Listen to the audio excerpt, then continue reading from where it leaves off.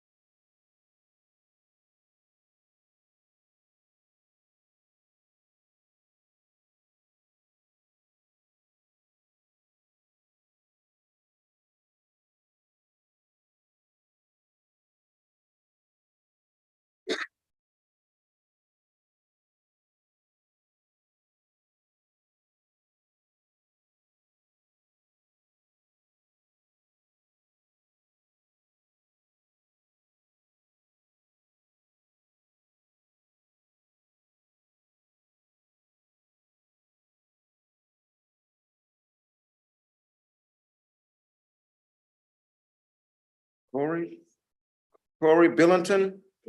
Okay, just want to make sure you're here. All right. You're welcome. All right. Okay.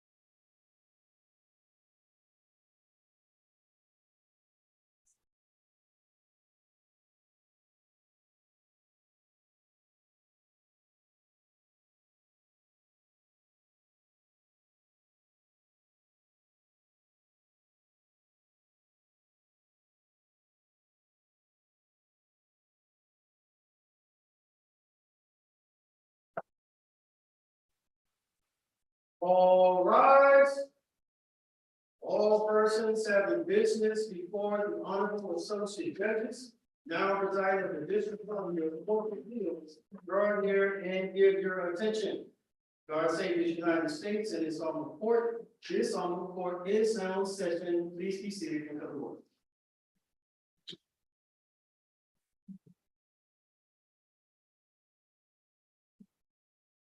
Good morning, everybody. We have 3 cases on this morning's regular calendar, and we'll get started with the first one, which is number 23 CO 374 Nathan Welch versus United States.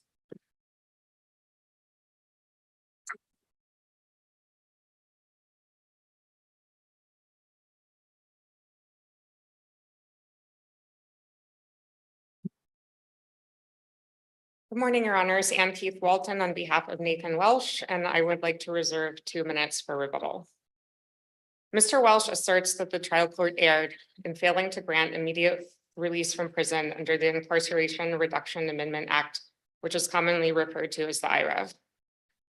The trial court did reduce Mr. Welch's sentence to one which makes him immediately eligible for parole, but when applying the statute to the facts, in Mr. Welch's case, it is clear that Mr. Welch merits immediate release, and thus the trial court erred. I presented several arguments in the appellant brief, and I'd like to start with the argument that the trial court abused its discretion by finding that immediate release is not in the interest of justice. Can I just ask you a threshold question? The Yes. statute itself just refers to reducing a term of imprisonment. Is there, authority for when and here, of course, the trial court did reduce, somewhat grant the motion to reduce the term of imprisonment. But is there authority for saying the judge will abuse his discretion when he doesn't grant release outright? The authority, I believe, states that it is okay for the trial court to reduce the sentence to make a defendant immediately eligible for parole. But I focus more in this case on the way in which the trial court went about it and the importance that the trial court placed on certain issues in the interest of justice analysis, because the trial court did find that Mr. Welch is not dangerous. And that's extremely important because basically when finding that the interests of justice don't support immediate release, the trial court based that determination on just 2 factors, which was the weakness of Mr. Welch's release plan in the trial court's opinion, and also the position of the victim's family members. What about the letter as well? Didn't the judge, the letter that was sent while the case was pending, didn't the judge consider that as part of it as well? As, a maturity issue, an entitlement issue. Right, and while the judges has every right to consider that letter, the judge's determination, I believe, was that Mr. Welch was not remorseful, and that's contrary to all of the other evidence of record. And there's nowhere in the record that Mr. Welch states that he's not remorseful or even indicates that he's not remorseful. I mean, people tend not to say that so directly, but this was really the driving force of the trial court's analysis was factor 5. It said, in terms of maturity and if he's demonstrated a fitness to reenter society, one problem for Mr. Welch is he's never taken personal responsibility for the 2004 disciplinary infractions, the 1997 murder. In both cases, what you see, and this is exemplified by the letter, but there are other communications where, I've been the victim of everything that society has put me through, and I'm the one who's been wronged here. And look, your mileage may vary for how compelling of an argument you find that to be, but that does seem like a reasonable factor to take into account in the interest of justice, that we have somebody who does not appear to be remorseful, does not appear to take personal responsibility for these actions. Do you think that as a factor is inappropriate to take into account, or the evidence just didn't support the court's reasoning as to that factor? The evidence did not support it because Mr. Welch, I believe it's the trial court, yes, made the determination that he wasn't remorseful, but the evidence is against that finding. Even Mr. Welch stood up at the hearing and stated clearly that he was very remorseful. And I think there's a difference between being remorseful and then the idea that the defendant is minimizing his role in the offense or minimizing his disciplinary infractions, because that means that the defendant can never explain what he did. There's no, a lot of, and this happens with a lot of trial court judges, is that the person is faulted for trying to explain a disciplinary infraction or trying to explain what led to the crime. I mean, there's explaining what led to the crime, and then there's what Mr. Welch says in his letter. It's like, who among us hasn't done something terrible in our lives? That seems to fairly minimize the severity of a murder. He also asks in that letter for the court to just go ahead and reduce his sentence to parole eligibility because the trial court's taken 100 days to rule on this motion and hell will have frozen over before the court gets around to it. So do him the favor of granting him parole eligibility. I mean, that to me speaks to a lack of maturity and fitness to reenter society. I mean, it's quite severe. I mean, I guess I don't know. It would be hard for me to conclude that the evidence just doesn't support the court's finding on factor 5. I mean, if we broaden it outside of just remorse, which, expressions of remorse tend to be self-serving in this sphere. So one would feel, I think a judge can scrutinize those statements and say, well, all the evidence in front of me is he doesn't really think he did anything wrong or particularly bad. And why doesn't the everybody does bad things line in the letter provide ample support for that conclusion? I think anyone could say that what person hasn't done something terrible in their lives. And I think the letter was also an opinion about the criminal justice system, which a lot of people share. I think in that letter, Mr. Welch was expressing his frustration with the system and how long it was taking, and possibly he was worried that the particular judge was already against him or biased, I guess is another word. But I think it's more prejudiced against him from having looked at the compassionate release case. And I think the 23-110, it was more frustration with the system. It wasn't a lack of remorse. And I don't think we necessarily though know that Judge Krauthammer thought differently. Like, I think when he heard the your client's comments at the hearing, I doubt that he thought those were insincere. I don't think this is like, he's ignoring this evidence, this actual testimony by your client. It's a tone thing. It's not necessarily that the letter represents no remorse. It just represents an attitude that seemed to cut against what he saw in the hearing. And isn't that what trial judges do? And he still, it didn't lead him to deny the motion outright. He still was like, I think you deserve a cut in your sentence, but I'm just not going to quite go that far. Right. Well, I think it also subjects, the trial judge may find that exactly the tone is incorrect, and that kind of imposes a responsibility or an expectation on a defendant who's been in prison for nearly 30 years to know how to articulate his frustration in a correct tone, or to be, I guess, more articulate than he may have learned. No, but this is, I think the point is a little bit different, that there's what people say, then there's how they say it and how it's perceived. I mean, this is what communication is about, right? And trial judges have the responsibility, their role is to take all those things into account in making judgments about people and what they're saying and the sincerity with which they are saying something, right? And I just had the sense that throughout this, Judge Kraut, there was what was being said, and we can see that on paper.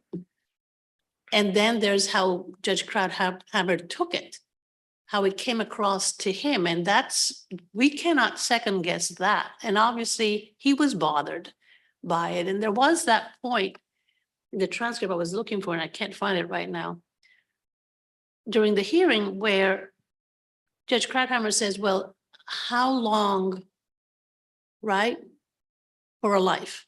You Right. took a life. And to me, and then they have a conversation about it, and Mr. Welch says, that's a good question and all the rest. But it sounded to me like it was Judge Krauthammer saying, you understand what you did, do you? I mean, how long should you be? So it seemed to me that he was being motivated by something he was hearing from Mr. Welch that was telling the judge that he wasn't completely getting the seriousness. He wasn't appropriately remorseful because he really perhaps wasn't understanding the impact of what he had done, even though he had just heard from the daughter and Mr. Tyson's wife, and he had made his statement about his remorse. It sounded to me like Judge Krauthammer still kept having some questions about, he put it in terms of maturity or immaturity. But I don't see how we can second guess that. Well, I also believe, I still, like, I go back to the point that it puts an expectation on Mr. Welch to know how to answer that question. And I guess the trial court was looking for nothing less than we can't, put a value on a person's life. And for Mr. Welch to know how to answer that question on the spot, I think is a higher standard than we can expect. Also, and obviously nobody is here to diminish the pain that the victim's family suffered, but the daughter did get up and say, I hate you. I hope your family suffers as much as my family has suffered. I think, to expect someone not to have an emotional response to that and to maybe feel tongue-tied, again, the trial court was expecting some answer like that. Like, we can't put a value on a person's life. Maybe I should be in jail for the rest of my life. No, my focus was not, I wasn't clear on the content of Mr. Welch's response, but on what it is that made Mr. Judge Krauthammer ask that question. And I have a sense that he was responding to something, I'll use a legal term, vibes coming from Mr. Welch that made Judge Krauthammer think, I really need to look into this and ask this defendant some more questions, because I'm just not convinced. So then I guess the vibe, how do we review the vibe if we can't? We don't, see- we can't. That's my point. I don't think Right. there are some things that happen in person that are very real and significant and substantive and absolutely appropriate for a trial judge to take into account that we just cannot perceive from a record. And that's my point.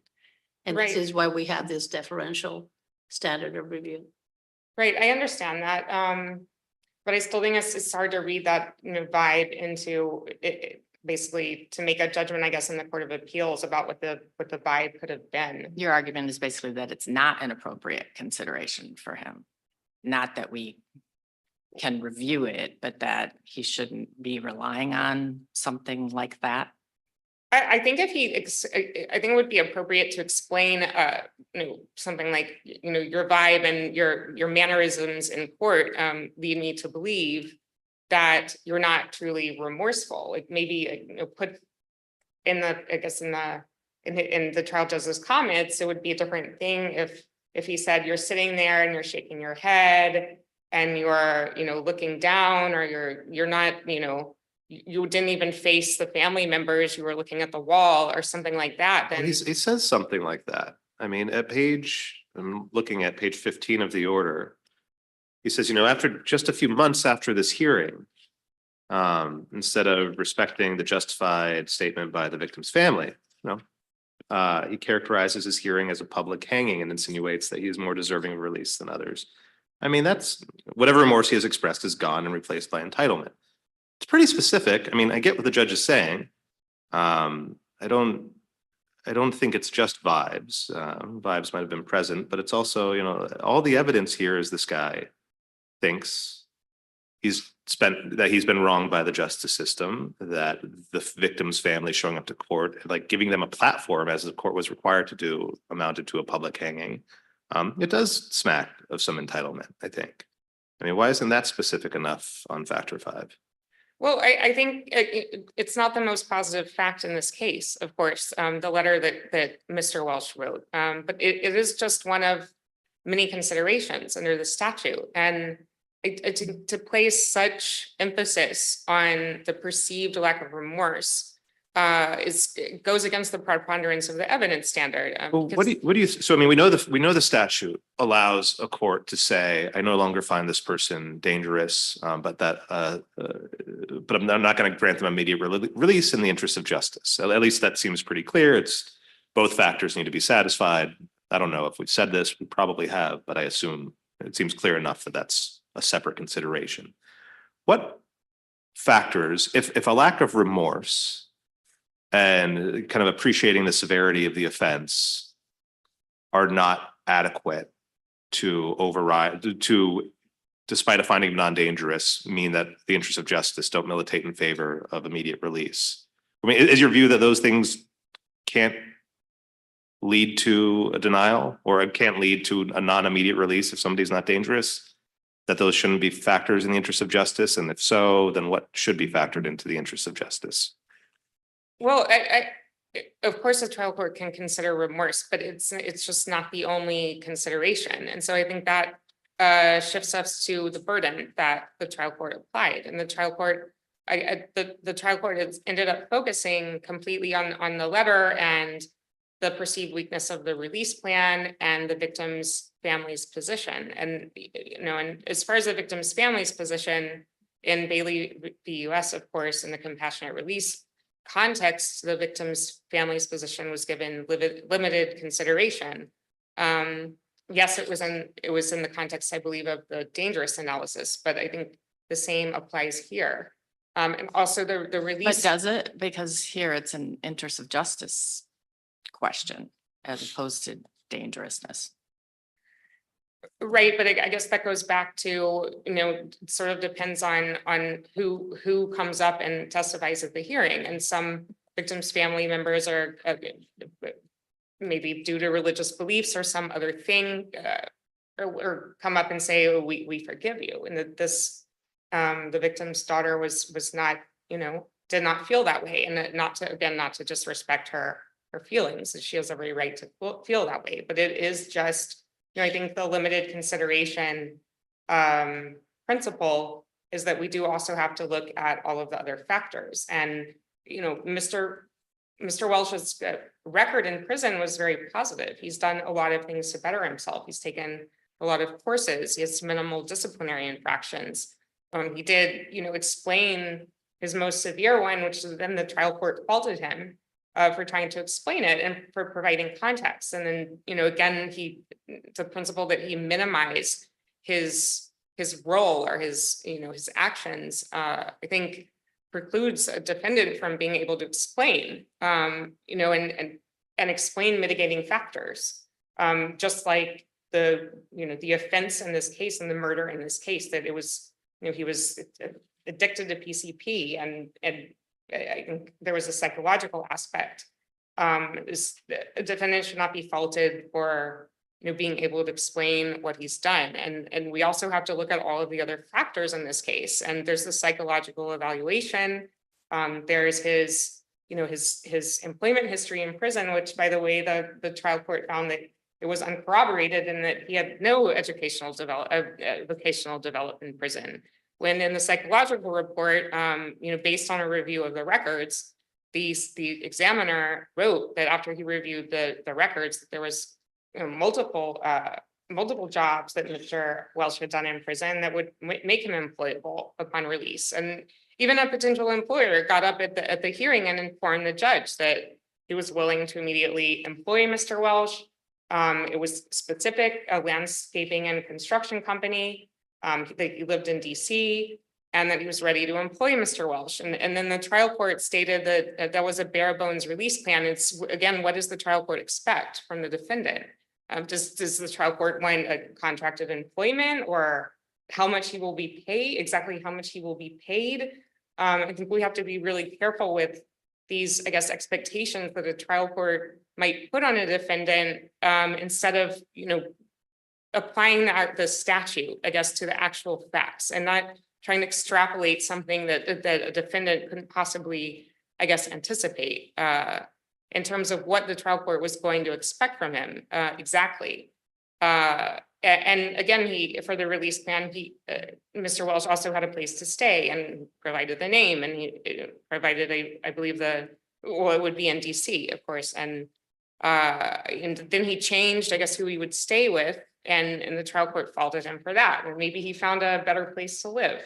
I don't know what the trial court was expecting, if he was supposed to come and say, and this is a 2-bedroom house, I'll have my own room, I'll be able to take the metro easily. I think there's a lot of, I guess, things that we have to look outside of what the statute says, and what can possibly be expected for somebody, for example, who's been in prison for nearly 30 years outside of DC, because we don't have a prison in the jurisdiction. How much community ties and how much can somebody do from the inside of prison walls?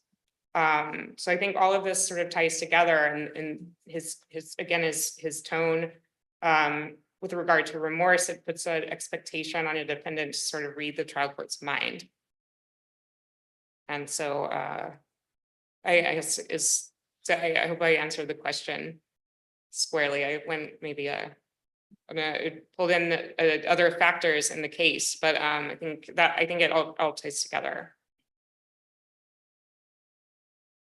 There was a reference every once in a while about, I guess, by his attorney, that he didn't have family. Don't have as much family as one would expect or would like. What was, because the employer was a cousin?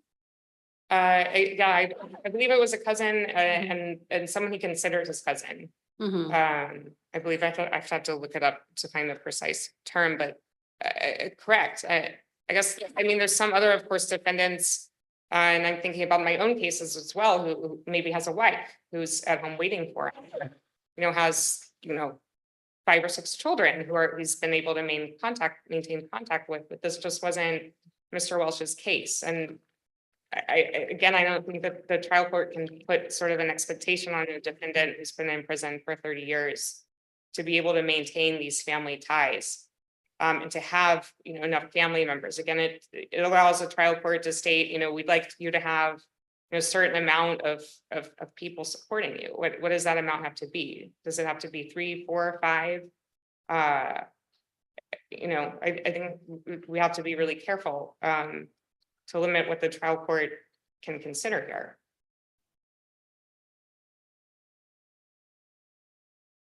Okay, thank And you. if there's nothing further, thank you. We'll give you some time on rebuttal. Thank Thank you. you.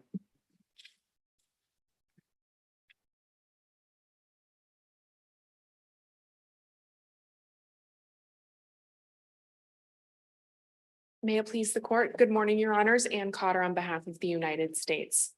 After carefully considering and evaluating each of the IRAA factors, the trial court did not abuse its discretion in granting Mr. Welch a sentence reduction, making him parole eligible, but denying his request for immediate release. Mr. Welch's need for additional rehabilitation, a stronger release plan, and the victim's family's positions supported the trial court's decision. Starting with Mr. Welch's rehabilitation, as the trial court found, Dr. Bruce's evaluation and his disciplinary history and his letter to the trial court supported that Mr. Welch was in need of additional rehabilitation. That's one thing. I do agree that Judge Krauthammer's order was, thorough and thoughtful. It wasn't perfect, but I understand, why you would be arguing that it didn't abuse its discretion, but it does do this weird thing of finding that Mr. Welch is not dangerous, and then kind of going on to discuss things and consider things and make, weigh things that seem like they go to dangerousness, isn't like rehabilitation is why are we analyzing rehabilitation? If not for dangerousness, or do you just think rehabilitation is sort of this free floating consideration that also goes to you cannot be fully rehabilitated, but not be dangerous, but it goes to, the interest of justice. Do you see what I mean?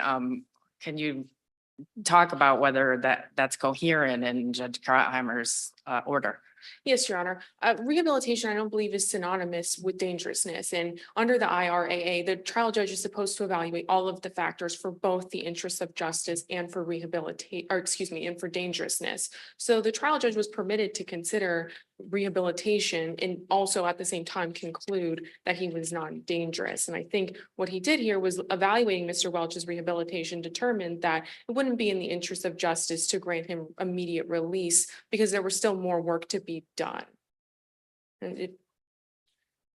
So I think in this situation, looking at this additional steps Mr. Welch needed to take, including, Dr. Bruce's statement in his evaluation, and this was at page 27 of the evaluation, that Mr. Welch should not be allowed near the scene of the offense. And he took that to be significant because it demonstrated he had not sufficiently dealt with his response to emotional triggers, which Mr. Welch himself had explained was how this offense even occurred in the first place. Well, see, that's a weird thing to highlight, because that seems like one of the weirdest things the trial court did to me. That's not what the doctor said. The doctor didn't say he hasn't sufficiently coped with the emotional fallout of this offense. He said, I think this is generally pretty good advice. Shouldn't go back to the scene of where he killed somebody.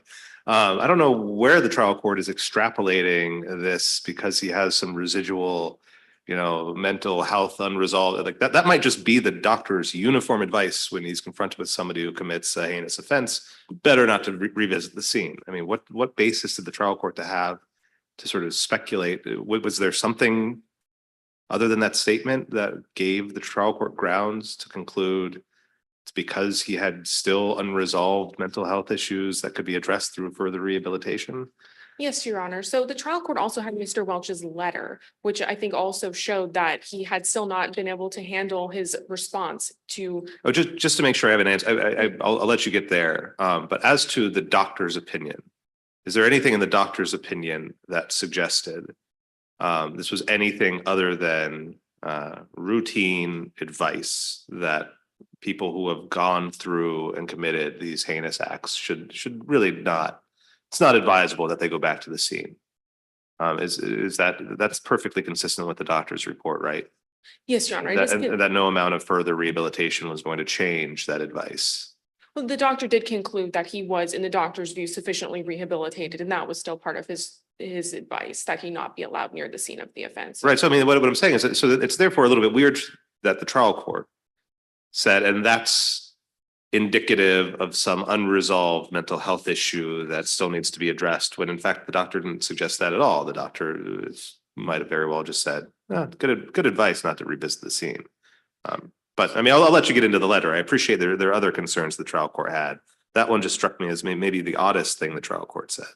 Yes, Your Honor. So I think though with the letter, that was something that the trial court had before, and that the doctor did not have before him when he made that evaluation. That letter came after the doctor's evaluation of Mr. Welch. So I think the trial court, and having that statement from the doctor combined with the letter that was submitted after the evaluation, what he was seeing before him was, Mr. Welch is calling the IRAA hearing a public hanging, and suggesting he was more deserving of release, and he was complaining about the length that the trial court was taking to decide his motion. So it demonstrated a lack of maturity and, as the trial court noted, an extreme reaction to an inconvenience. And so the trial court, looking at this, found that this was not sufficient rehabilitation to merit immediate release.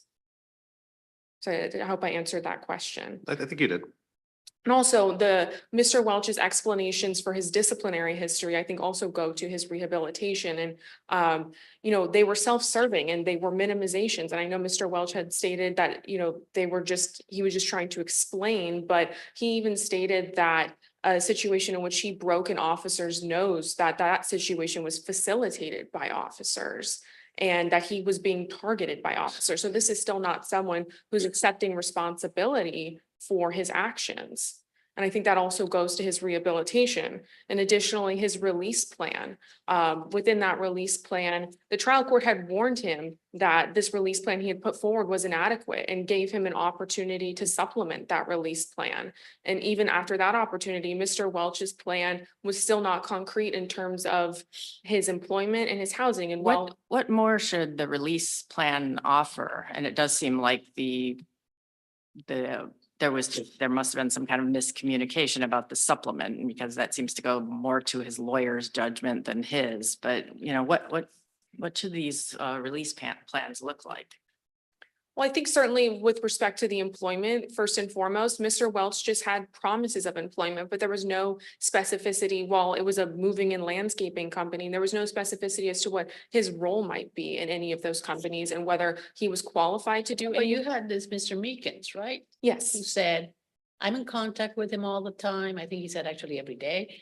And I have a landscaping company and a moving company and I will hire him. yes, Your Honor, that's correct. But there was nothing more in terms of what Mr. Welch would do in those companies. Would he be on a business side of operations? Would he be performing some type of labor in those companies? And whether Mr. Welch was even capable of doing any of those jobs, whether that be on either a business end or on a Well, more. does it, I mean, you have an employer who's willing to accommodate him is what you're hearing, right? Mhm. Whatever I can do to help him so that he will be employed, I will do, is what basically what he said, right? It's hard to think, I mean, I don't know, are there landscaping jobs in the prison that he could have already been ready for? I mean, the guy's been in prison. Yes, Your Honor, but I mean, I will also note that Mr. Welch raises his physical health on appeal. So there is a question of whether he would be capable of doing some of these positions, and he provides no detail as to whether he would be physically capable of performing landscaping or any training he's taken to be prepared for any of these positions.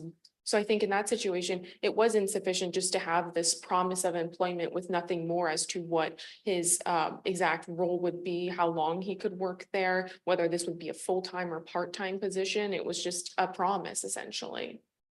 And also in terms of his housing, he provided an address and he did change where he intended to live from his initial motion. But even with that change, all he provided was an address, a name, and that it was a spare room. And that this woman would help him while he secured housing. But again, there was no detail as to how long that was. Whether that would be the first few nights out of prison or if that could be more long-term if it took Mr. Welch months to find his own place to live. There was no details as to who else was in the home and whether this would be realistic, whether there were other people in the home or what the layout of that home was and how realistic it would be for him to stay there on a long. What the layout of the home was? I mean, this is all, come on. When we're talking about lack of details in the job and lack of details about the housing, I mean, there is one detail about the housing that I think is, somewhat important, which is it's apparently temporary where he looks while he's looking for a permanent place to live. Okay, give that some weight. The job, I mean, give me a break. He's got an employer who comes in and says, yeah, I'm willing to hire him. Like, of course he doesn't know the details because he doesn't know if this guy's getting out yet. He doesn't know what position is going to be available, but like, we know what the answer is. He's going to have him do landscaping work. And I think if the trial court put any serious stock in factors like that, we would pretty swiftly correct that and send it back down. And so I think your argument needs to be, these are factors that the trial court has to take into account.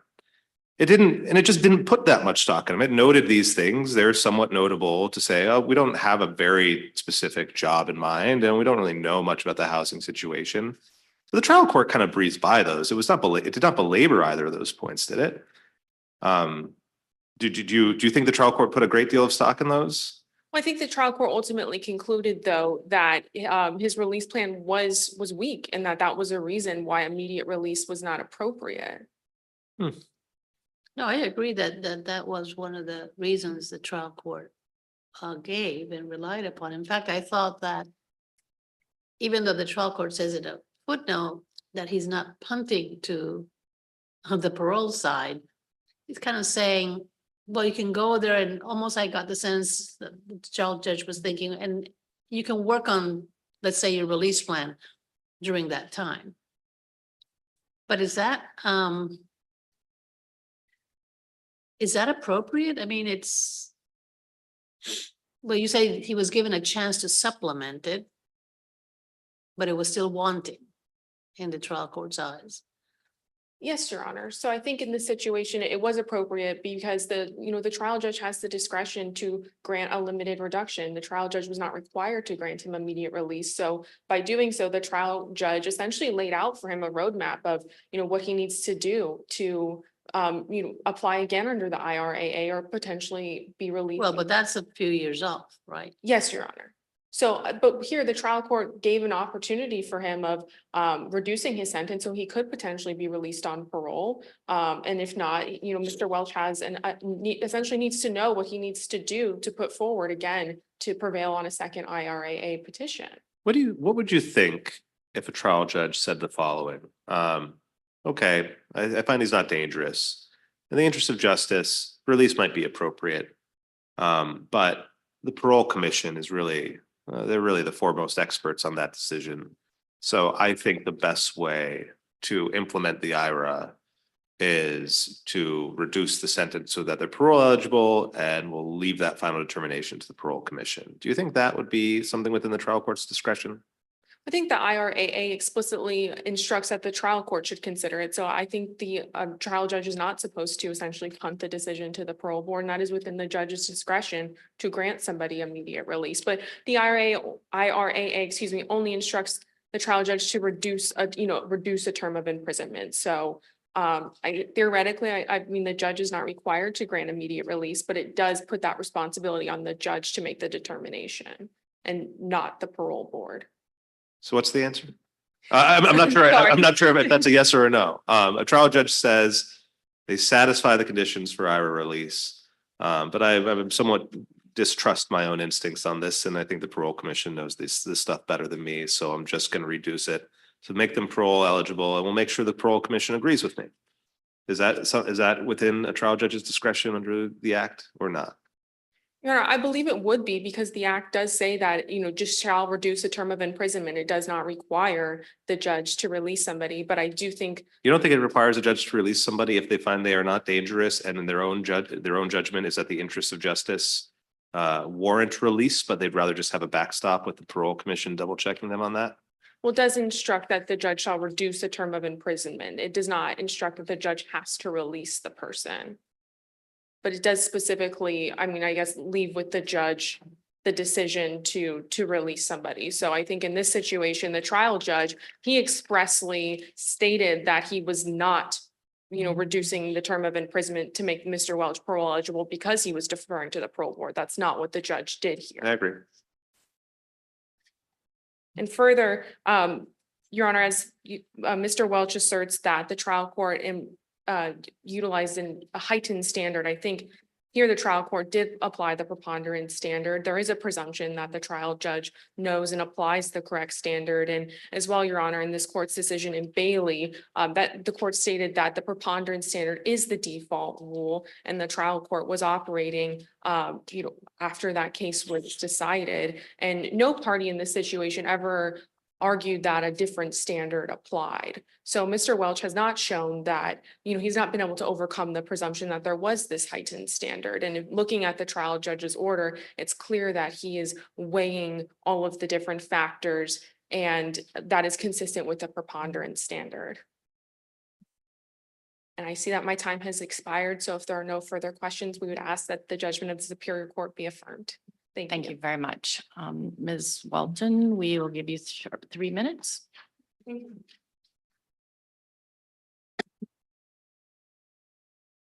So the government has mentioned Mr. Welch's physical health, stating that how can he prove, I guess, that he's even capable of performing the work he's been offered when he's released. I want to point out that one of my arguments was that the trial court didn't consider physical health to be a relevant factor. It was actually the trial court stated in the order that it wasn't a relevant factor.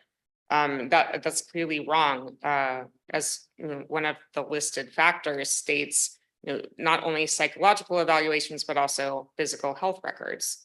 And then we have Dr. Bruce in his evaluation listing Mr. Welch's physical, physical health problems. I mean, as an aside, I think he's got obesity, hyperlipidemia, hypertension. I think that we have any reason to believe that that would make him, unable to perform the job that he's been offered, with landscaping or construction, or even just answering the phone. Again, I think just having the offer of employment to work at the company is that he can do what he can do to help out Mr. Meekins. But it is, I think, reversible error to state, that a factor that's listed is not a relevant factor. And this ties back into the trial court's, total focus on the letter and the perceived lack of remorse. And I don't know how we can find that the trial court applied the preponderance of the evidence standard when the trial court couldn't even consider one relevant factor.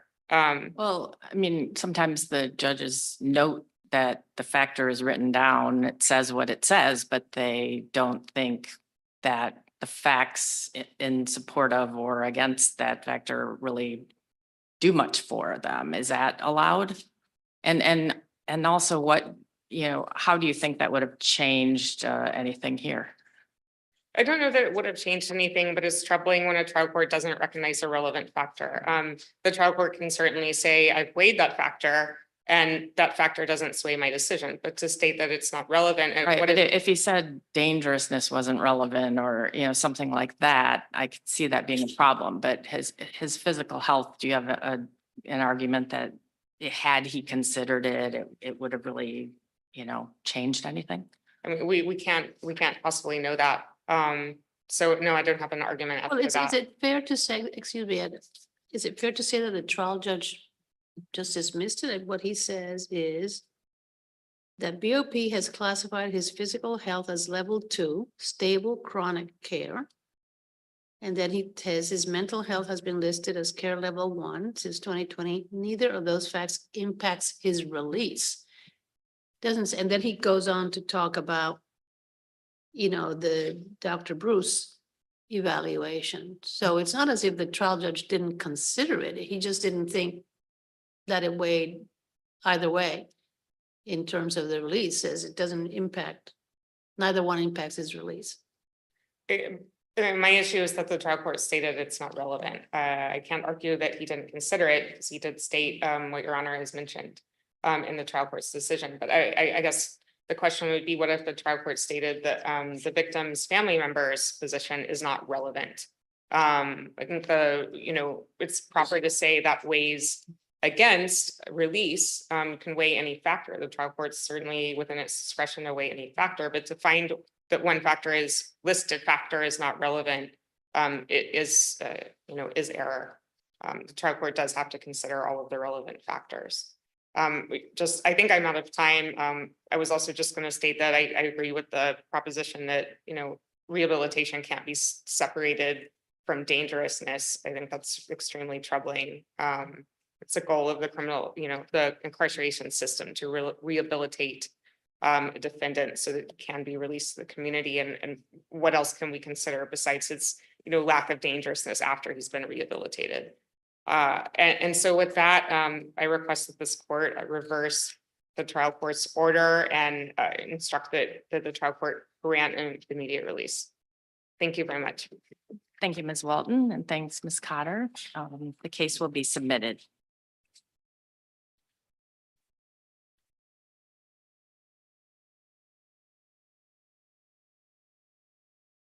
Second case on this morning's calendar is number 23 CV 267, FLAGSTAR Bank versus Advanced Financial Investments et al.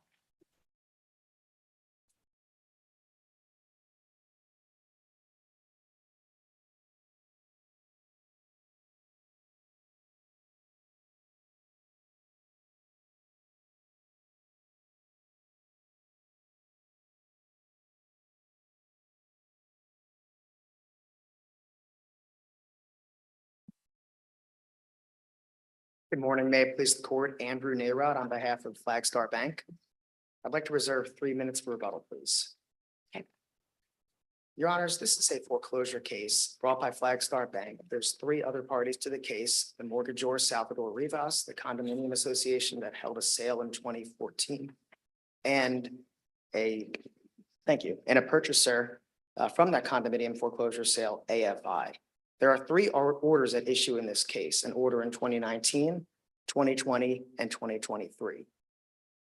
Multiple arguments were made in FLAGSTAR's brief regarding the errors that the Superior Court made in each of these 3 orders, but there's one particular issue that I think is most important to highlight to the court today, and that is count 1 of the amended complaint. The claim for judicial foreclosure should not have been dismissed in any circumstance. FLAGSTAR brought in 2017 a complaint for judicial foreclosure against Rivas and AFI. In response to that complaint, AFI filed an answer and brought as an affirmative defense, wait a minute, FLAGSTAR's claim has been extinguished by virtue of a condominium foreclosure sale under a super priority lien. FLAGSTAR then moved to amend its complaint, and in 2019, the amendment was accepted by the court as filed. That amendment added the COA as a party. Notably, in response to that amendment, AFI submitted an affirmative defense at that time also. The sale was extinguished. Now, in the 2019 order, the 2020 order, and the 2023 order, at different times, the Superior Court held that additional claims affirmatively brought by FLAGSTAR in this case were time barred. And setting that aside for a moment, count 1 itself is different than the affirmative claims brought by FLAGSTAR in counts 2, 3, and 4. And the reason for that is, while the Superior Court found that counts 2, 3, and 4, which were a declaratory relief claim, a claim for a breach of fiduciary duty, and a claim for unjust enrichment were time barred, FLAGSTAR's position as to extinguishment, its position that the sale was unconscionable as made by the condominium association, was a negative defense with respect to count 1. Negative defenses are not barred by DC Code 12301, the statute of limitations, in any event. And to hold that FLAGSTAR would not be able to assert unconscionability of sale as a negative defense to the affirmative defenses brought by AFI and implied by the COA, both in arguing that its lien was extinguished, was error by the Superior Court. In the Can you just explain? So I mean, the phrase negative defense doesn't appear anywhere in your brief, and I frankly don't understand what you're saying. So why don't you break down what you mean? But so they say this is time barred. You haven't taken any issue with the condominium sale until 2019. That sale happened in 2014. And that's when your interest was extinguished. So it's 5 years, it's time barred. Your response is what? Well, Your Honor, even if counts 2, 3, and 4 were time barred, the Superior Court never found that count 1 was time barred. Instead, what the Superior Court found was that count 1 could not be stated as a claim under Rule 12b-6 or 12c because as a matter of law, FLAGSTAR's lien was extinguished. My point is, in response to FLAGSTAR's simple claim for judicial foreclosure, I've got the first deed of trust, there's a default, I'm entitled to foreclose. AFI asserted, well, wait a minute, your lien is extinguished as a matter of law under DC Code 42-1903.13. In that sense, FLAGSTAR's negative defense, and maybe I'm using the wrong term for that, is that no, that foreclosure sale that you're alleging as an affirmative defense extinguished my lien was not a valid sale.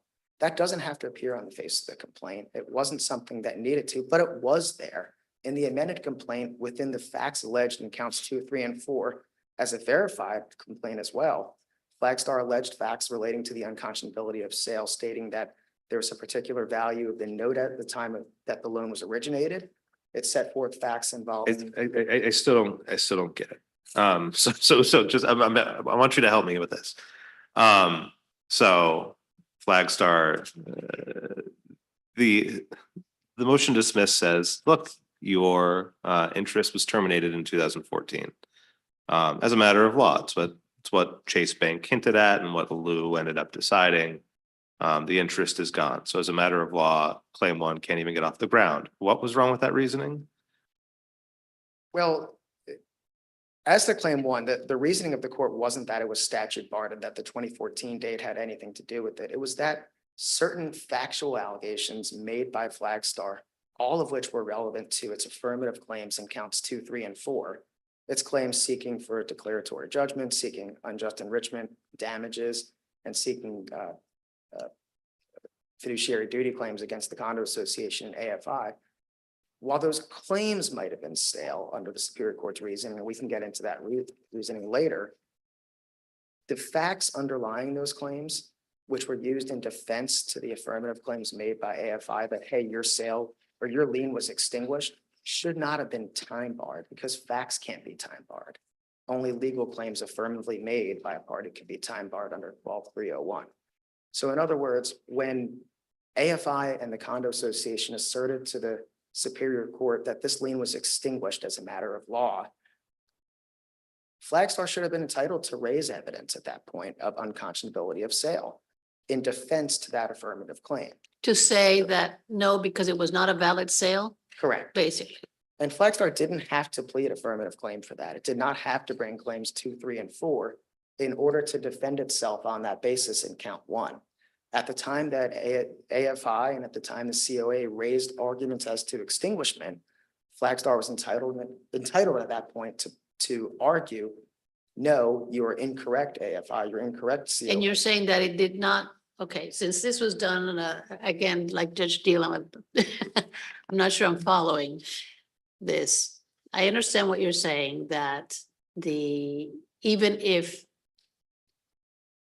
as a matter of law, the notion was, as a matter of law, the claim was, the lien was, FLAGSTAR's lien was extinguished by the association's foreclosures sale of its super lien, right? There were still factual questions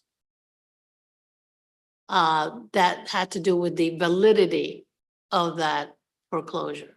That's exactly right, Your Honor, because. And wait, and however, that was not raised in the complaint, but you're saying that need not have been raised? Is that what you're saying? It actually was raised. Okay, so what is it that they didn't need to have done that? Why is that relevant? What the Superior Court did was, it, in my view, put the cart before the horse. So it ruled that the lien was extinguished as a matter of law, but FLAGSTAR had raised in its amended complaint that the extinguishment wasn't valid because there wasn't a valid sale. In the amended complaint, yes. Correct. And this court's holdings, most recently in 2022 in the Omid Land Group case, stated what type of evidence is relevant for the court to consider, and at that, what the court must consider with respect to whether a sale was validly made. And this is a long line of cases, starting with Chase Plaza, 47 Connecticut Trust 3, RV Properties 2, and then Omid Land Group, each of which, when remanding cases to the Superior Court, stated that findings needed to be made as to the validity of sale if a judgment was going to be made that a lien was extinguished. And that's what the Superior Court didn't. Can I just take a step back for a second and just give you a simple hypothetical? Let's say today I meet somebody outside and I sell them my car for $5, $40,000 car maybe. It's probably not that. It's probably like a $15,000 car, but okay. I sell it to them for $5.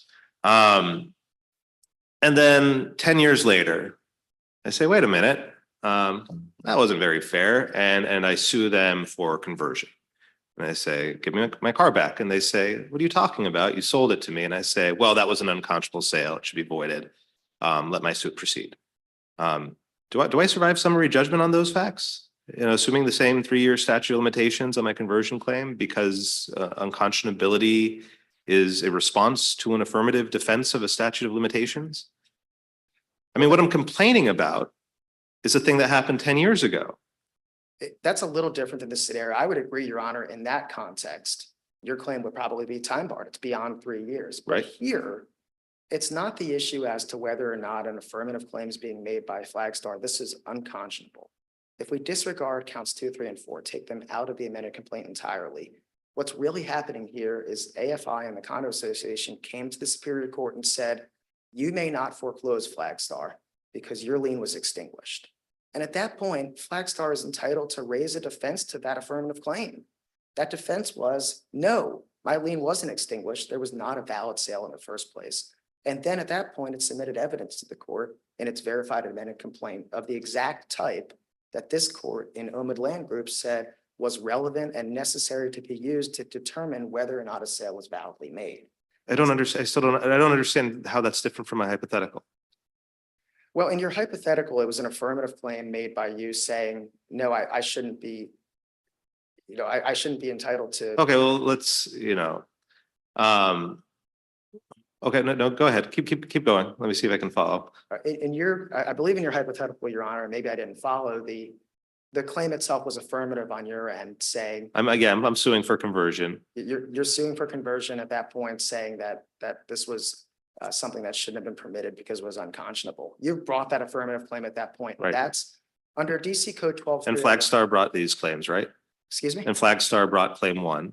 FLAGSTAR did bring count 1, Uh-huh. but it didn't raise the issue of extinguishment in this case. That was brought explicitly. Yeah, I didn't raise it in my hypothetical either. But The person who purchased it said, yeah, it was extinguished. It's been 10 years. And then I say, well, that was an unconscionable sale. Why doesn't that map onto these facts? well, the difference here is count 1 was timely. Count 1 was brought first in 2017. It was brought within 12 years of the time that the default occurred. Count 1 as to the amended complaint was also timely for the same reason, being brought within 12 I years. see. I think that's the answer. Okay, got it. Yes, thank you. And I'm sorry that took so long to get to the bottom of that. The various complaints and when different claims were brought in is tripped me up a little. I'm sorry, can you go back to the 12 years? I mean, Yes. Okay, So there was an argument made actually with respect to AFI's motion in the 2023 order as to whether or not FLAGSTAR's complaint was timely. In this case, the default, now we're talking about the amended complaint. well, I Which think complaint are we talking we're about? actually talking about both complaints, I believe, Okay. in the eyes of AFI. So the default of the borrower occurred in 2010. 2014 was the condo foreclosure sale. 2017 was when FLAGSTAR initiated foreclosure in the original complaint. Right, And 2019 was when the amended complaint was accepted for filing by the Superior Court. I know that's a mouthful right there. The long and short of it is the note and the deed of trust were sealed documents. And under DC Code 12-301, there's a 12-year statute of limitations for sealed documents.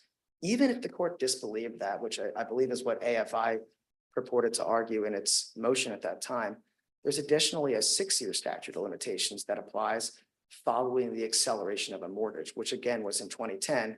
The initial complaint against AFI for judicial foreclosure came in 2016, excuse me, 2017. The 12-year statute of limitations applies here though. The court, when ruling on that motion in 2023, made no findings that there was a statute bars to count 1 at that point.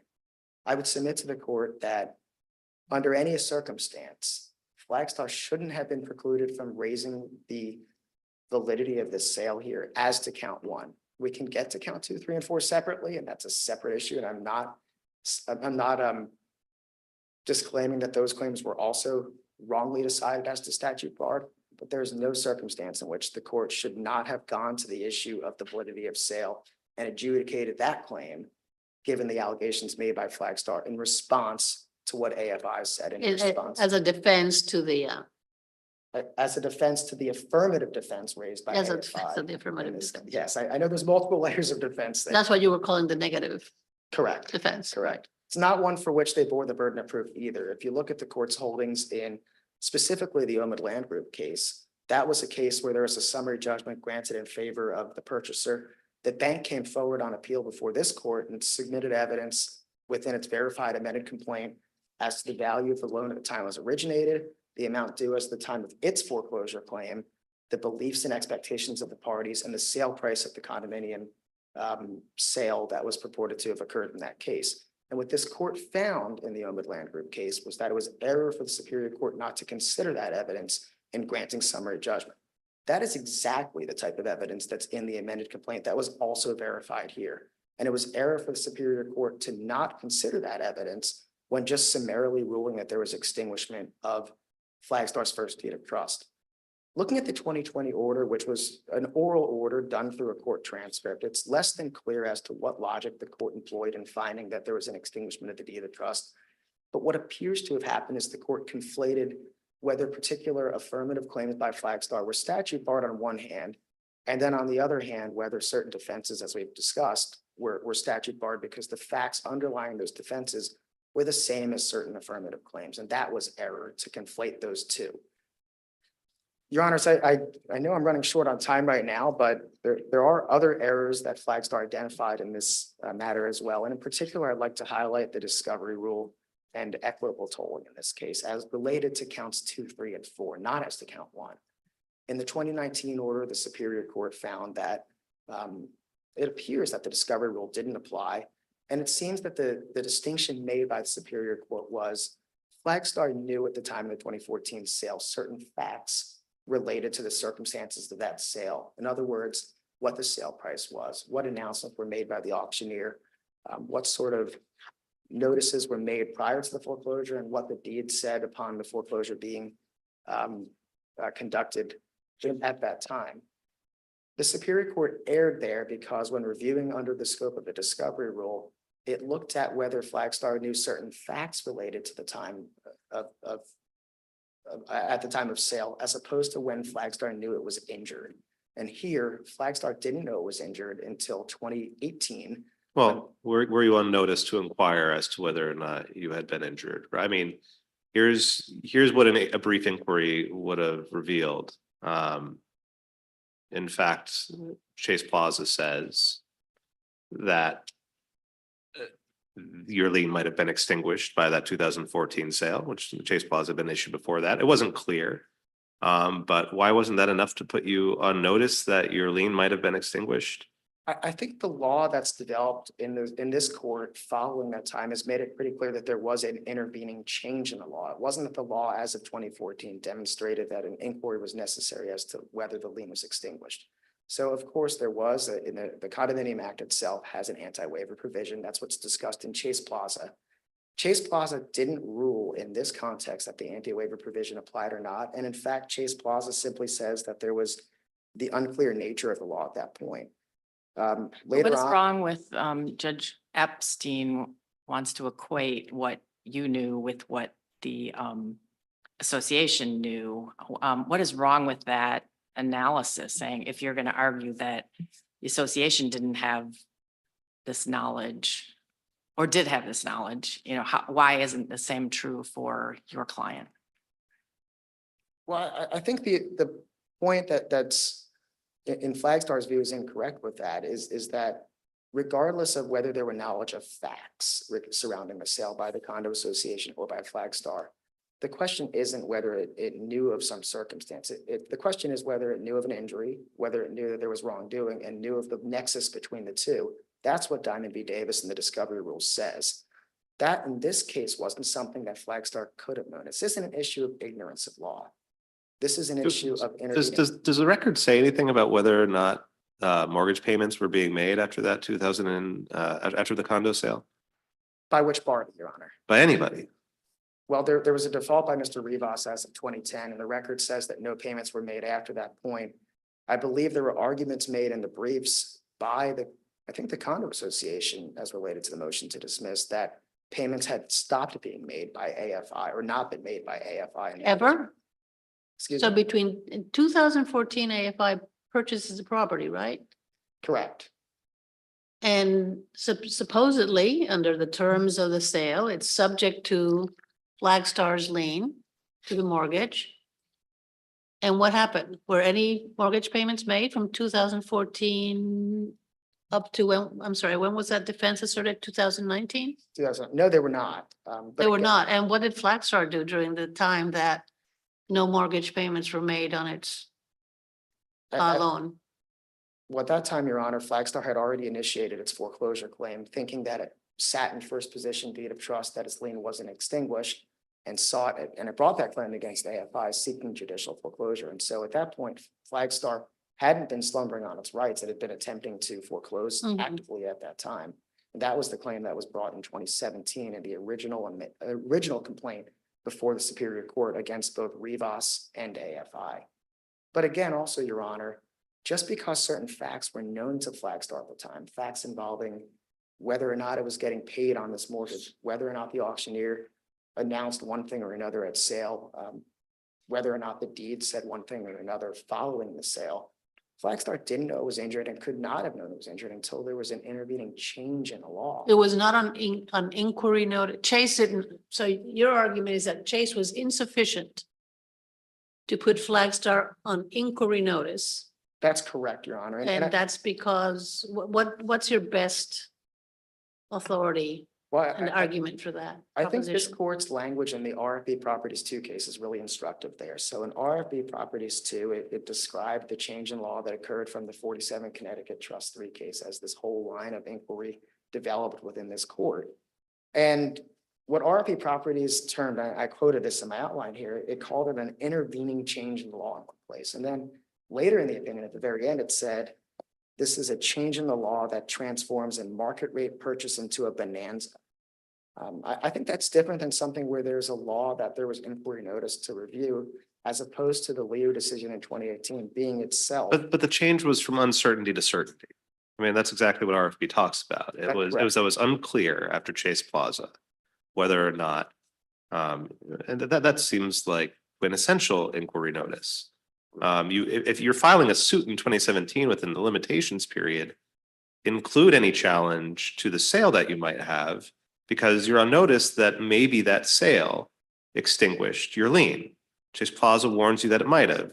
Hasn't been decided yet that it did, but maybe it had. And why isn't that enough for inquiry notice? Well, I think the logical corollary to that, this is why we've got the discovery rule. This is why because if parties are required under the most broad reading of inquiry notice to go bring lawsuits, could you imagine what sort of clogging of the docket there would be in the Superior Court if parties were required to affirmatively claim anytime there was some uncertainty in the law in any form or fashion? Well, wait a minute, maybe I need to file a deck action in the Superior Court in order. Yeah, I don't know if that moves me at all. Can you point me, what's your best case for a change in the law serves to toll the limitations period? Simpson, Your Honor. Simpson? Simpson. And what were the facts of Simpson? What was the change? Simpson was a claim in which, and this is described in the equitable tolling portion of my brief. There was Simpson versus DC Office of Human Rights. The court there found that there was an uncertain state of the law at the time that a claim wasn't brought, and then considered whether that uncertain law combined with considerations of basic fairness mandated the tolling of the statute of limitations. Now, that argument, that case was discussed rather extensively in the briefing here. AFI took it, the association didn't even attempt in the briefing to refute FLAGSTAR's position that Simpson applies here, and that it demonstrates that uncertainty of the law itself could be a basis for equitable tolling. AFI made a counter argument because that it relied on really the same false premise as related to the discovery rule that it made. It cites case law as to ignorance or mistake of law, but those cases aren't irrelevant here where, like in Simpson, there was uncertainty within the law. And I think given the language in Chase Plaza, RFP 2, 47 Connecticut Trust, as well as in Omid Land Group, there clearly was uncertainty in the law prior to the Liu case as to whether or not a lien could be extinguished where a property was purportedly sold subject to a deed of trust. Here, FLAGSTAR couldn't have figured out what the law said when it was uncertain, no matter how much diligence it exercised, because like in Simpson, the law was uncertain. And so it was really left with a choice between either filing something that maybe was unnecessary or trying to otherwise ascertain what the uncertain nature of the law was. AFI's position in trying to distinguish Simpson, I believe, falls flat as well. AFI argued, one, the law pertaining to super priority liens after Chase Plaza was not opaque, it wasn't unclear. But again, given what this court has explicitly said in the progeny of cases leading up to where we are today, it's clear the law was unclear at that point. There's no doubt about that, given what the court stated there. Two, AFI argues that Simpson was factually different. Yes, in Simpson, it was a pro se party, and yes, AFI does argue that perhaps FLAGSTAR was a little bit more sophisticated than a pro se plaintiff in Simpson. But what Simpson turned on was the unsettled nature of the law, not whether a party was unsophisticated or unable to decipher the law, but whether the law itself was unsettled. And that's why it applies here. It's the exact same situation. Your Honors, I know that I'm well beyond my time period here. I'd like to still reserve some time. But isn't there also another point, which is that, again, we're talking about, the pro se nature of to the extent that those things are relevant. there's a constellation of facts. Perhaps, but in Simpson, that wasn't one of the bases that the court used. No, I thought it would actually help you to say that there was a factual inquiry that needs to be developed. That's also true, and the court didn't rule in No, you don't have equitable to take toll, it. Your Honor. I appreciate that. I would also submit that Simpson didn't use the pro se nature of the appellant for or against the position, and instead it relied on the unsettled nature Of the law, That's what we right. got here. Your Honor, thank you. If there's no further questions, I'll allow the other parties to speak for a moment. Thank you, Mr. Nayrad, and we will give you some time for rebuttal. Good morning, your honors. May it please the court, Walter Gilchrist with Ann Howard for New Hampshire House Condominium Association. And you- Mr. Gilchrist, can you let us know how you will be dividing time? Oh, Will, I apologize. We're going to split our time, so I'll try and use my 7.5 minutes Okay. wisely. great, thank um, you. Your Honor, first off, I'd like to clarify something. Judge Matini did in fact refer to the count one being time barred, and in the context of it being unconscionably low price. That was, I think, on page 8 of her transcript of, in her ruling, she didn't issue a written order, rather it was all done on the record. But as I read that, there was that reference, just a smaller point. But Your Honor, the fact is that there are 4 counts. New Hampshire House was brought in to this case. The first count is judicial foreclosure. Counsel put that at the top of his list in terms of priority. There's no legal or factual basis to hold the association liable in any type of judicial foreclosure. They did not have a loan with FLAGSTAR. They did not have a loan with anybody relevant to this. They were not the titled owner. And DC code, I think it's 518C, does refer to the right of judicial foreclosure in the context of owners, titled owners, and borrowers. And we hold that we do not hold any such position in this case at all. So regardless of statute of limitations, it's confusing to me why an association, a homeowners association, can have some responsibility for a judicial disclosure. I don't think that it really makes a lot of sense.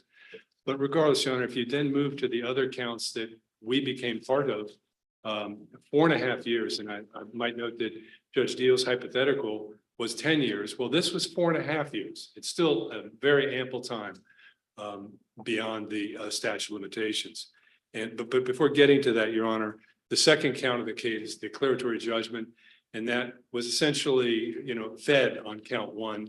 Then you have the unjust enrichment count 3. The unjust enrichment count, again, makes no sense to us. The association foreclosed validly, lawfully, legally on a unit owner, and they sold the property at foreclosure, as Your Honors know. They netted $16,000, which didn't get put in any board of directors' pockets or anything like that. It went to the substantial assessments that had been defaulted by Mr. Rivas. So there was no unjust enrichment. And as breach of fiduciary But duty- their unjust enrichment claim is about paying taxes. They paid taxes that,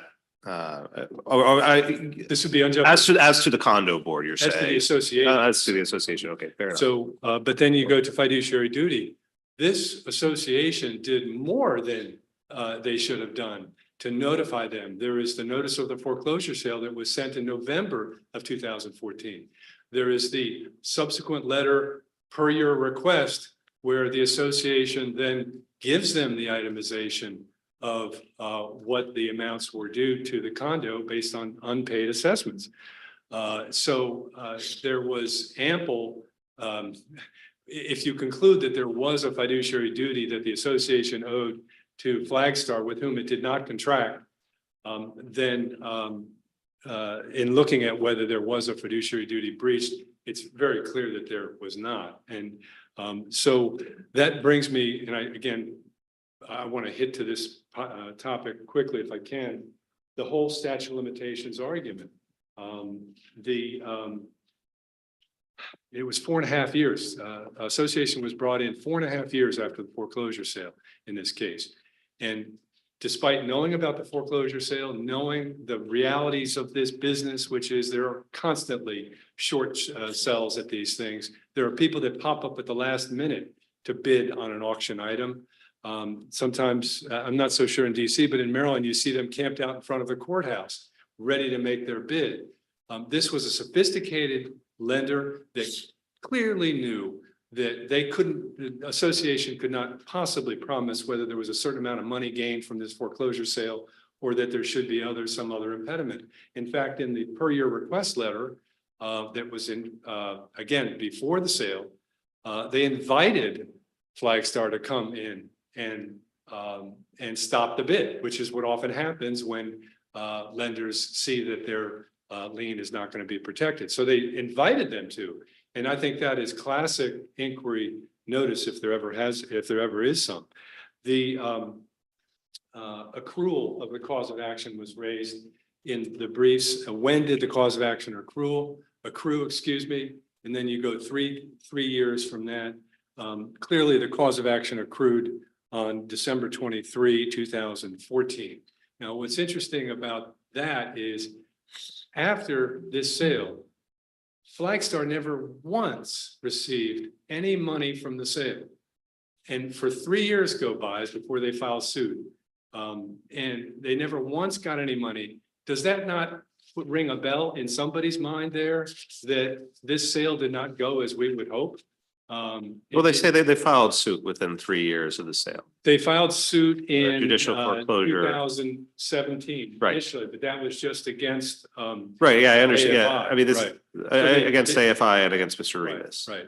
But still you have a period of years going by, literally, where you have the foreclosure sale concluded and you have no money going to FLAGSTAR and FLAGSTAR is just sitting there and they're doing nothing. I mean, it's really only a relevant point if they do nothing after 3 years. Well, there's They can lots do of- nothing within 3 years. Well, they do not, but there's also equity. There's a lot of equity considerations that have been raised here, Court, and I think one who asks for equity should come in with clean hands. And you have the situation where there was still, if you go by as their accrual date, hypothetically, being when they filed suit against AFI only and Mr. Rivas, if you were to take that as the accrual date, they still had almost a full year to bring in the association if they wanted to do so, and they didn't.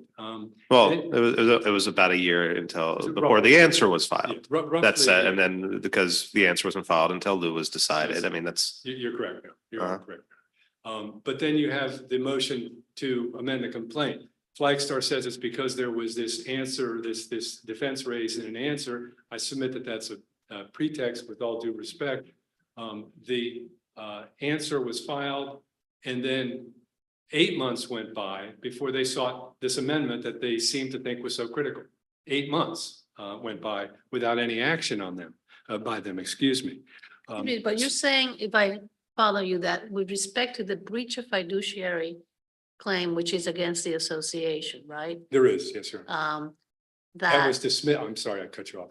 yeah, I'm sorry, but you were saying that if FLAGSTAR really was concerned about that, it had ample notice. Right? And for 3 years, It absolutely did. There's no question that they did. They didn't, this sale that they requested information from the association about what the association past due assessment lien was. The association provided it with a per your request letter. We have produced this and they invited them to come in and stop the sale.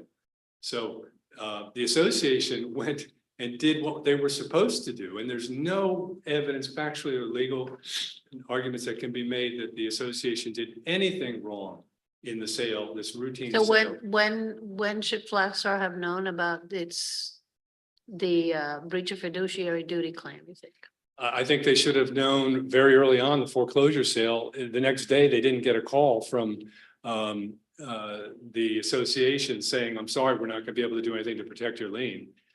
Certainly, if you go down the continuum there, you get more and more. There was the deed was recorded in 2015, early 2015. Because you're saying this is really a separate inquiry or a separate issue from whether the lien was extinguished. Well, what I mean to say is that the statute of limitations arguments should prevail, but Right. in terms of their knowledge of when it accrued, I think it's abundantly clear that they knew very early on or should have known under an inquiry notice evaluation.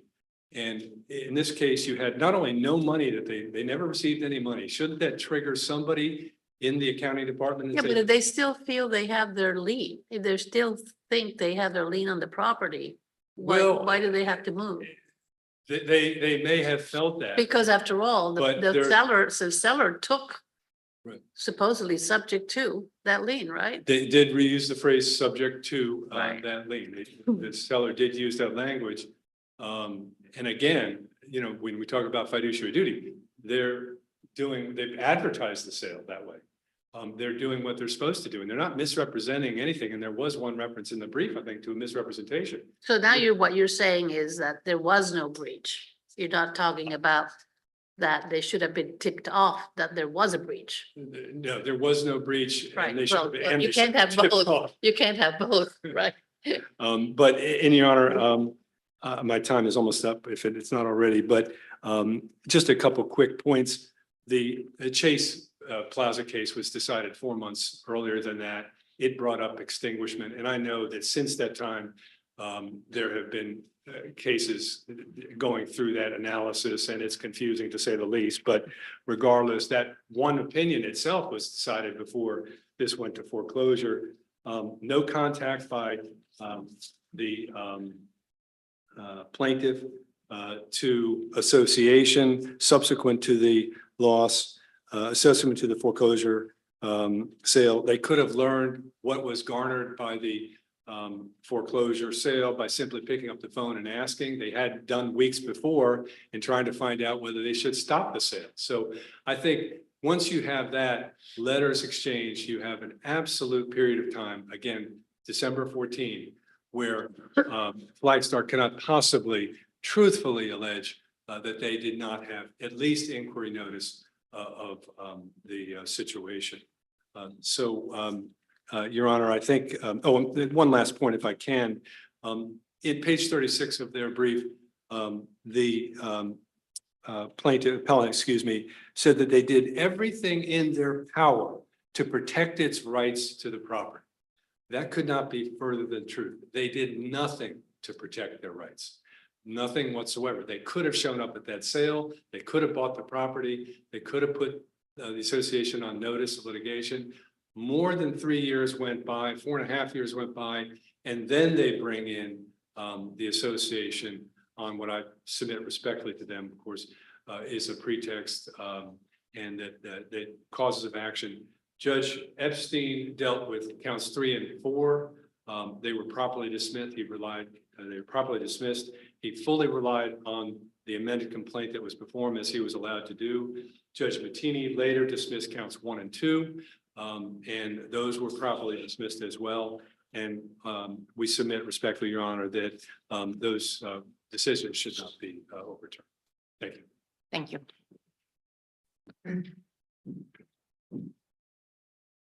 Good morning. Morning. Richard Link on behalf of Advanced Financial Investments. May it please the court. I'll start with the limitations issue because I do think it's dispositive of all counts in this case for reasons I'll discuss. We've talked a little bit this morning about whether the bank was on inquiry notice or what they knew and when they knew it. To use a common phrase, I think the way we have to analyze this case is this. From the very beginning, when this property was sold in 2014 to AFI, there was a workaround. There was a workaround that they said, we're going to make the sale subject to the deed of trust. It's a workaround that didn't work. And I guess the question that this court has to decide is, should we salvage the bank for having a bad bet on betting on a workaround that didn't work? That's what this case is really about. And if you analyze it that way, you have to ask yourself, were they on inquiry notice when the sale occurred? But before we get into that issue, why don't we start with the one that FLAGSTAR started with, which is, look, they have a judicial foreclosure action that's brought within the limitations period. The defense to that judicial foreclosure action is your lien's been extinguished. And they respond, no, that was an unconscionable sale that has no effect. Why isn't that enough to survive the motion to dismiss? All right, so to answer your questions, I think count one is tethered to counts two and three, the declaratory judgment part, and to the fraudulent count that was brought against the association. Why? Well, first of all, they added this party of the association under the theory that there were necessary parties. I think that was briefed below. I think I read it preparing for it. What is a necessary party? It's somebody for whom complete relief cannot be granted unless they're a part of the case. Okay, so what if they're wrong about that? Who cares? I mean, I think you're off to a bad start in answering my question when Okay. it requires so many words and I still don't know what the answer is. Very good. Why isn't claim one for judicial foreclosure brought within the limitations period? Why can't they survive a motion to dismiss based on the response that it was an unconscionable sale? Because they have no claim to set aside the sale. Okay, so it's that because when they filed their initial complaint for judicial foreclosure, they didn't raise the point that the sale should be set aside. Correct. Uh-huh. And that goes to my point, it's tethered to try and unwind the transaction. No, and the hypothetical that Your Honor gave earlier, you said you filed 10 years later to try to unwind a transaction. I think in this case, it's a little more complicated to go into what the point I was trying to make, which is that you have another owner down the road. And to unwind that transaction, you need to have the party who is the purchaser or the seller or the purchaser down the line. So that's the factual paradigm of this case. What I'm saying is the bank, FLAGSTAR, did not file suit to try to unwind the transaction within the applicable limitations period. So therefore, if my affirmative defense is that there was an extinguishment of your lien, the only way they can overcome that is by saying the sale was wrong, the sale was bad, it was unconscionable. But in this case. But that is what they're saying. But it's too late to do that. Too late because they said it. Because they joined the association more than 3 years after the sale, and because they filed the declaratory judgment to set aside the sale more than 3 years after. It's that their initial complaint doesn't challenge the actual sale. Their initial complaint is basically our lien is still in place after the sale. The sale is fine, and they're just wrong about that. Correct. And by the time they get around to saying unwind the sale, it's unconscionable. They're outside the limitations period. Correct. And their response that, well, look, and your answer to theirs, they respond, unconscionability was not our claim. Our claim was just we should be able to foreclose. The extinguishment argument is being raised as a defense, and we're allowed to deploy what they refer to as a negative defense of, well, there is no extinguishment defense because it wasn't extinguished under the doctrine of unconscionability. And you think that's just a weird way, a wrong way of looking at it? Is that roughly it? So I think. I mean, I'll say I did not quite understand that to be their argument in their brief, that unconscionability is this sort of, like I said, negative defense doesn't appear in their brief. I didn't understand them to be phrasing it this way, but now they seem to be phrasing it as we didn't need to argue that the sale had to be unwound because so long as our lien was in place, we were fine. And it's a defense to the lien being in place that there was a sale, and then we got to raise unconscionability in response to the defense. And your reaction to that? Yeah, so I heard that this morning for the first time. I think that's the only way they try to keep count one alive.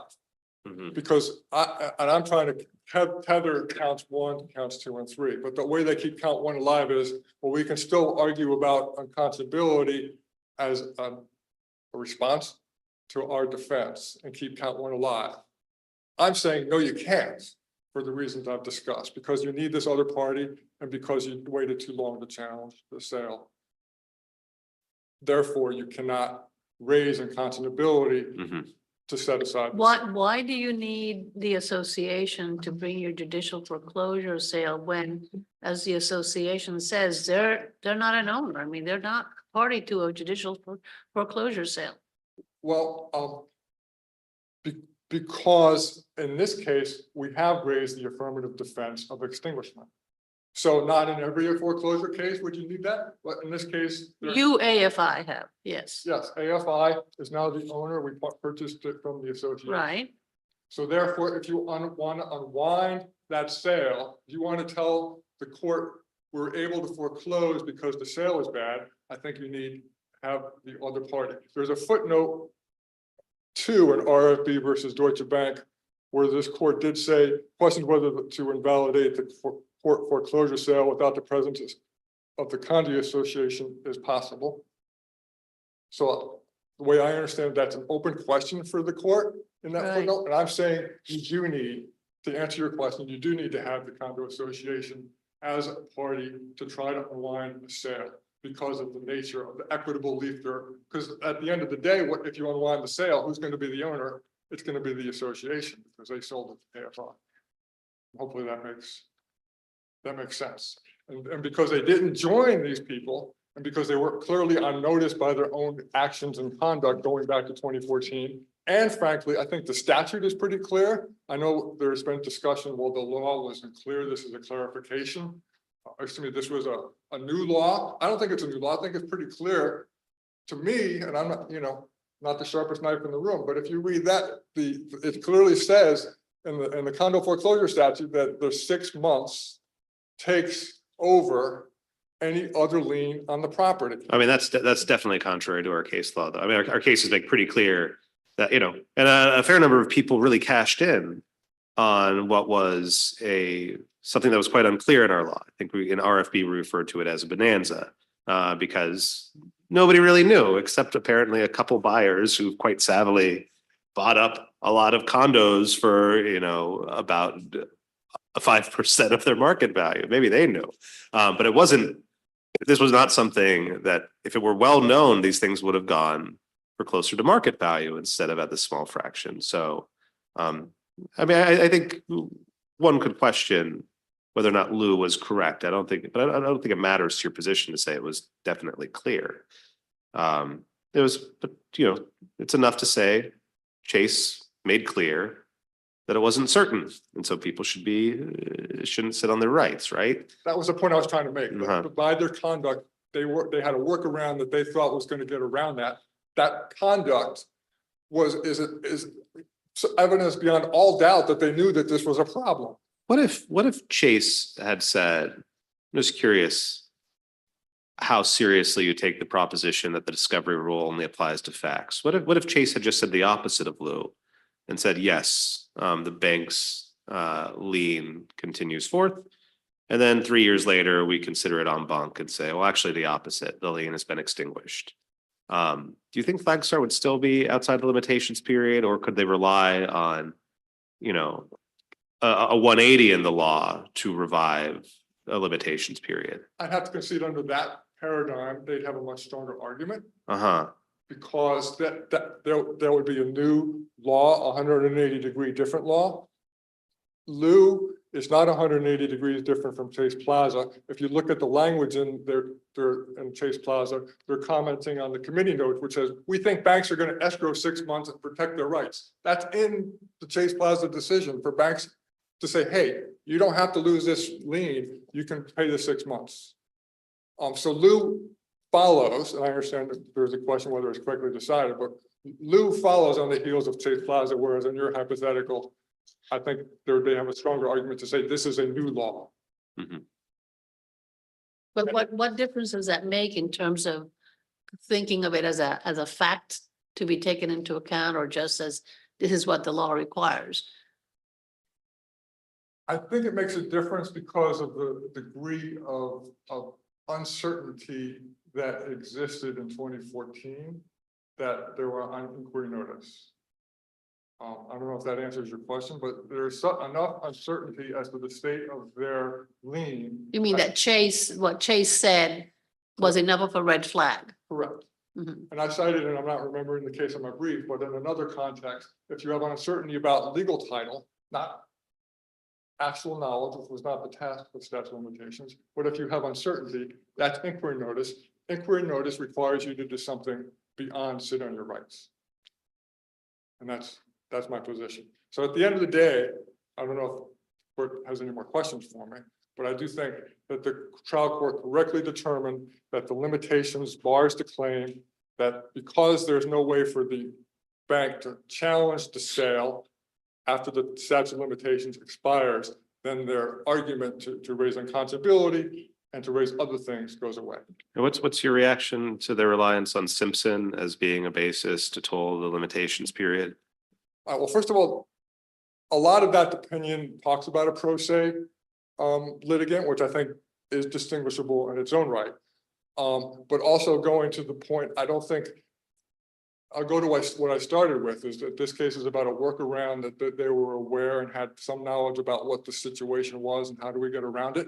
I don't think you're going to find that in Simpson, who I think was confronted with a new deadline in order to bring the claim, as I remember the facts, and I don't, hopefully I'm not being misquoted, but it had to do with either the form or the deadlines that somebody takes an appeal from a Human Rights Commission decision, which there was total unclarity. So I would distinguish Simpson because in this case, there was at least uncertainty and inquiry notice and a sophisticated party.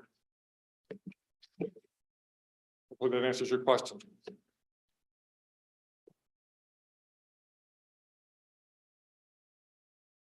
Thank you, Mr. Link. Do you need more time to decide whether you have another question? No. Yep. Okay, thank you, Okay, Mr. well, Link. thank you, Your Honor. Mr. Nayride will give you 3 minutes. Thank you, Your Honor. Just to address a few points that were raised. First off, this count one argument that I've come to the court with today is not novel and it's not outside of the briefing. Page 43, actually page 42 of my opening brief begins an extensive argument as to whether count one should have been adjudicated completely independently of counts 2, 3, and 4 for the same reasons I set forth today. Now, granted, it was towards the back of my brief because I tried to do that in a temporal manner, going from the beginning to the end, but certainly didn't diminish its importance at that point. Page 14 of my reply brief also began an extensive argument to that same end. I didn't use the word negative defense there, but the same idea held that. I mean, you certainly made the argument that this sale should have been held unconscionable and we should have had a chance to develop record evidence on that. But it seems to fairly fit within the trial court statute of limitations ruling that, look, your initial complaint sort of acknowledged that this sale had occurred. It took no issue with it. And it was just that and our lien survived. So I don't know, it strikes me as a little artificial and a little new to say, well, our unconscionability argument it's not a challenge to the sale, but a response to a defense of extinguishment. I mean, it strikes me that kind of argument wasn't made. It seems a little cute. And, you know, I don't think it's a frivolous argument. I do think maybe you're onto something, but it seems like a new framing, at least. You don't think so? I don't really think so, Your Honor. So let's take the big picture here, and I think maybe that helps put this in perspective. To the extent the court ever ruled that count one was time barred, that was clearly wrong. 12 years is the statute of limitations for a judicial foreclosure case. My client was entitled to bring that judicial foreclosure case up into 2022, and it did so 3 years before that, even as to the amended complaint. So the amended complaint was properly before the court under a statute perspective for count one. But then we're looking at a 12-6 standard. We're looking at what matters are before the court for the purposes of a motion to dismiss as submitted by the Condo Association on one hand, and then AFI on the other hand. And what was before the court at that point was on the face of the But isn't your complaint you're seeking to foreclose against a party who you are then later going to pivot to say does not actually own the land because there was an unconscionable sale? Well, they were required at that point to bring a claim against AFI because they had recorded something saying that they had title to the property. I think that's what the statute. And why isn't your recourse that was you are not actually? Why isn't it a quiet title action? That this was an unconscionable sale. You're not actually the proper party. And to phrase that as, to try to turn that type of claim, which seems like a claim you should have brought, if in fact your argument was unconscionable sale, as, well, that's just a response to an affirmative defense, seems odd to me. Well, we have to look at whose burden it is to prove that it was a valid sale that caused the extinguishment here. So that's what OMID Land Group discusses. And in OMID Land Group, it makes clear the alleged purchaser at the condo sale is the person that bears the proof that this was a valid sale that extinguished the lien. In the first case, in order to state a prima facie case for judicial foreclosure, FLAGSTAR only needed to assert that it had a lien that it believed to be first deed of trust on the property, that that lien was, in its view, valid, that there was a default, and that it was entitled to foreclose. It is the burden of AFI or any other party that came to the court to say, no, you're not allowed to foreclose, to itself set forth facts as to why there might have been an extinguishment of the lien. I would respectfully disagree with the court that this is a cute defense. I think it's just simply a matter of whose burden is borne for certain claims or defenses made before the court. Where I'm looking at OMID and it doesn't use the word burden. Where are you getting this from? I mean, I was on that case and I don't remember saying that, but I didn't write it and I forget things, so. Your Honor, I can pull up OMID and the court gives me a court's indulgence. And we certainly, I think, remanded to consider unconscionability questions.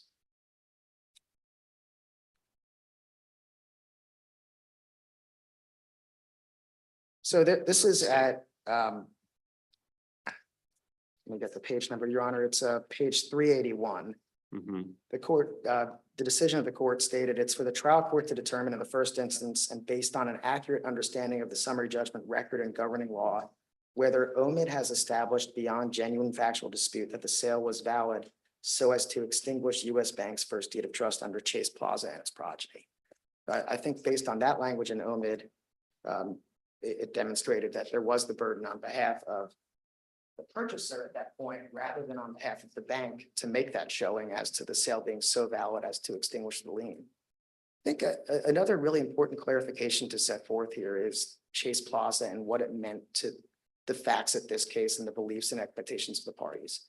It shouldn't be lost that Chase Plaza was a sale or was litigation about a sale that was not made purportedly subject to a deed of trust. That was a case where the condo association tried to make a sale just in the superiority lien and not subject to the deed of trust. And the court left open the question that was eventually resolved in lieu.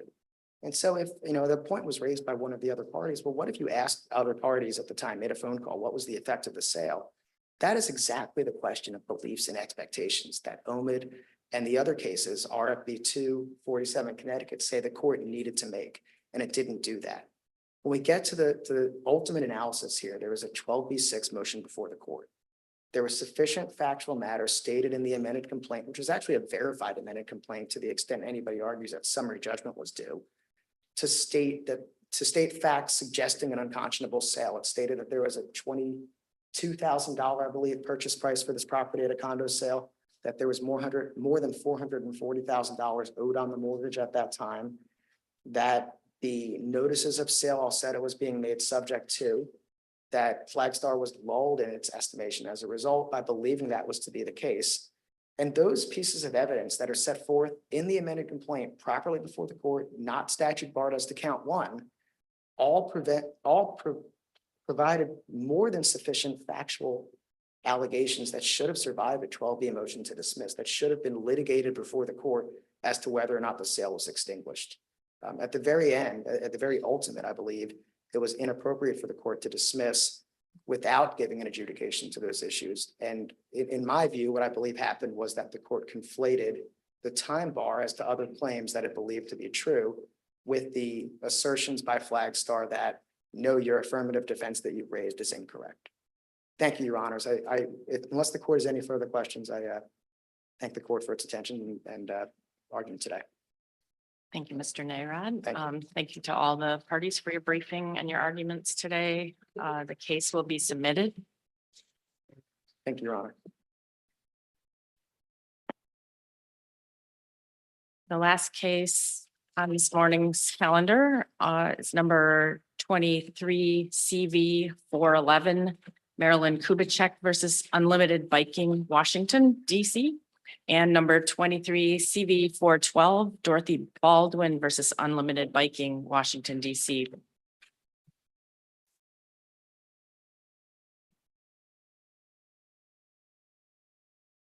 Whenever you're ready, counsel.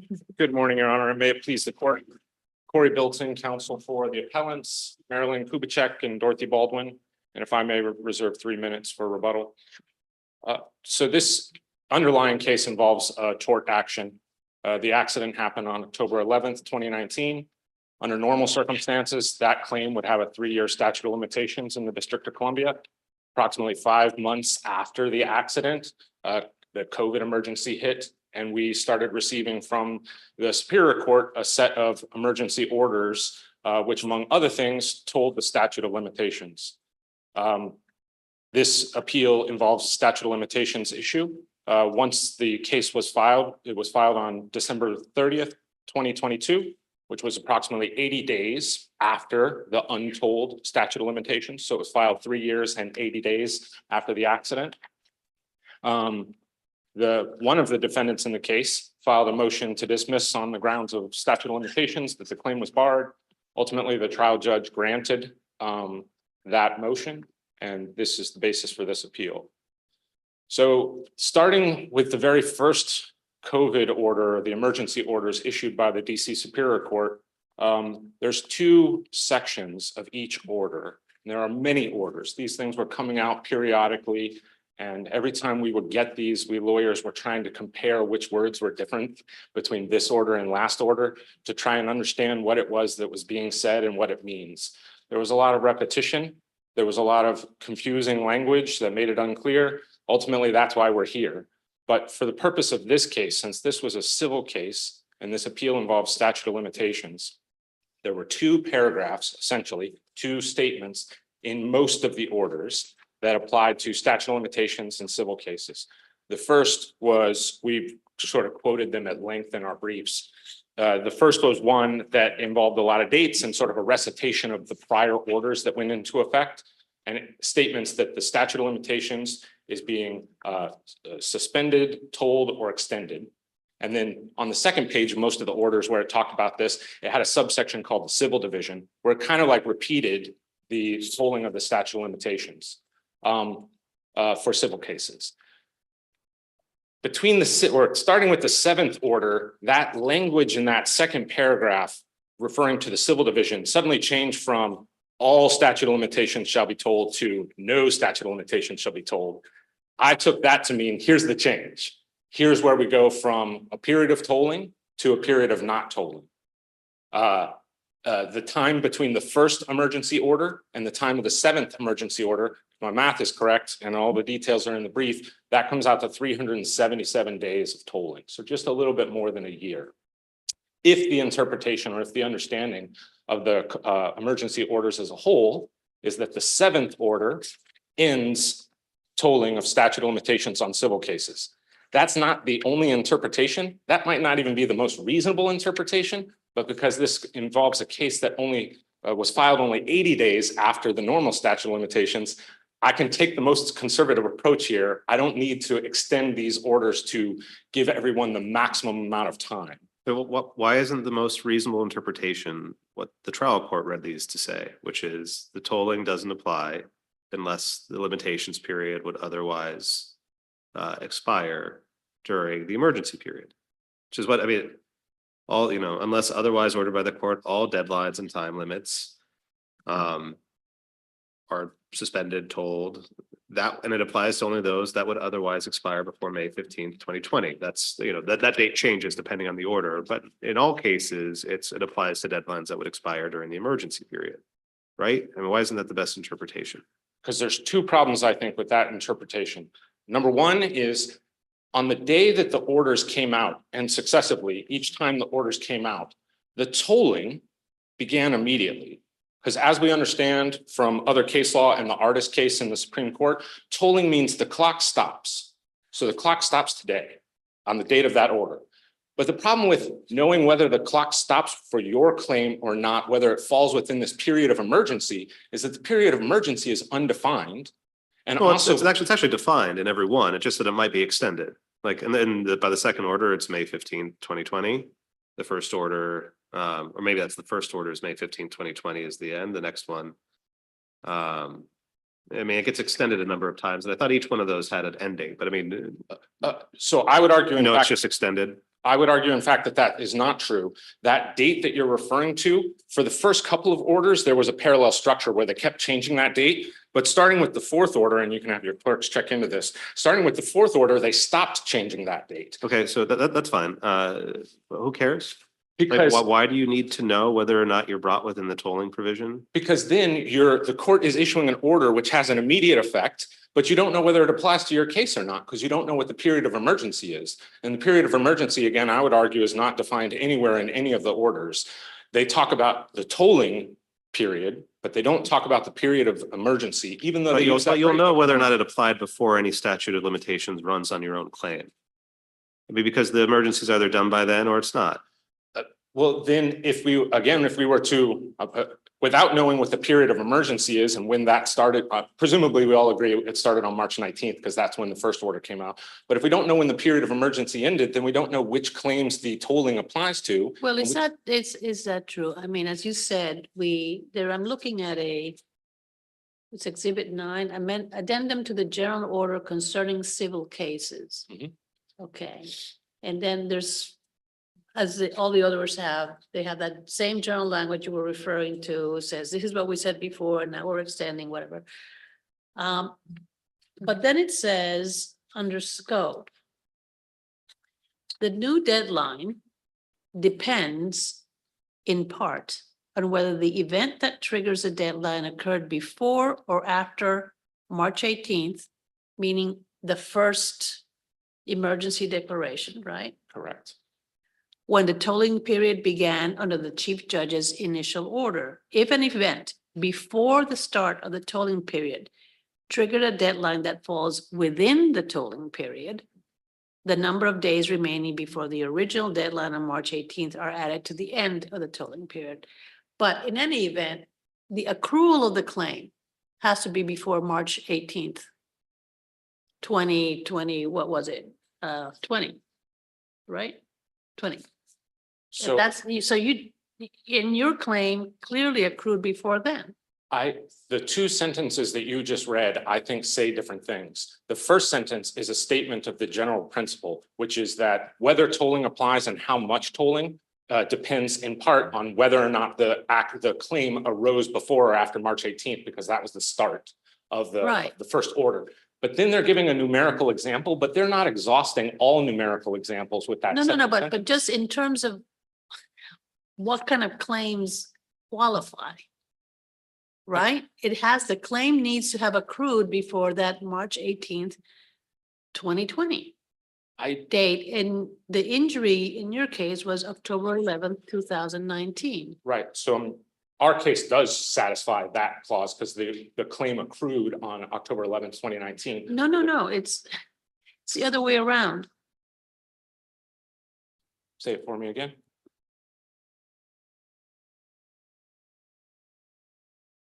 If an event before the start of the tolling period, but you have to have a trigger, it has to then, the statute of limitations has to end within the period of the emergency. And what are you saying? I didn't know when the period of the emergency ended? Well, two things. Number one, I don't think that sentence there requires that the period or the normal expiration of a statute of limitations necessarily needs to fall during that period. I think that they're giving an example. They're giving a general principle and then they're saying, for example, thus. However, the bigger problem is all of the orders refer to claims that would otherwise expire or whatever within this period of judicial emergency. And that is never defined. No date is ever placed on it. And I've now read these orders with a fine-tooth comb over and over and over again, both before and after during this appeal. It doesn't define that. I mean, So- again, who cares? I mean, my reaction is that might be a very good reason not to write the statute that way. It might be a reason why it was imprudently drafted. But I don't think it makes it unclear as to what it's actually saying. So what? So they wrote, if you had filed, if for some reason your expiration period were the day after the emergency ended. And then you filed the day after that and you said, well, look, come on, we had, 2 days notice and we didn't know that this thing was going to end, and you can't hold that against us that we didn't follow these orders day by day. That's not this case. You had 6 months that you still could have filed within the limitations period after the emergency period had ended. So, who cares if you couldn't tell at the time whether or not it would apply to you? You knew it applied to you if your claim was about to expire.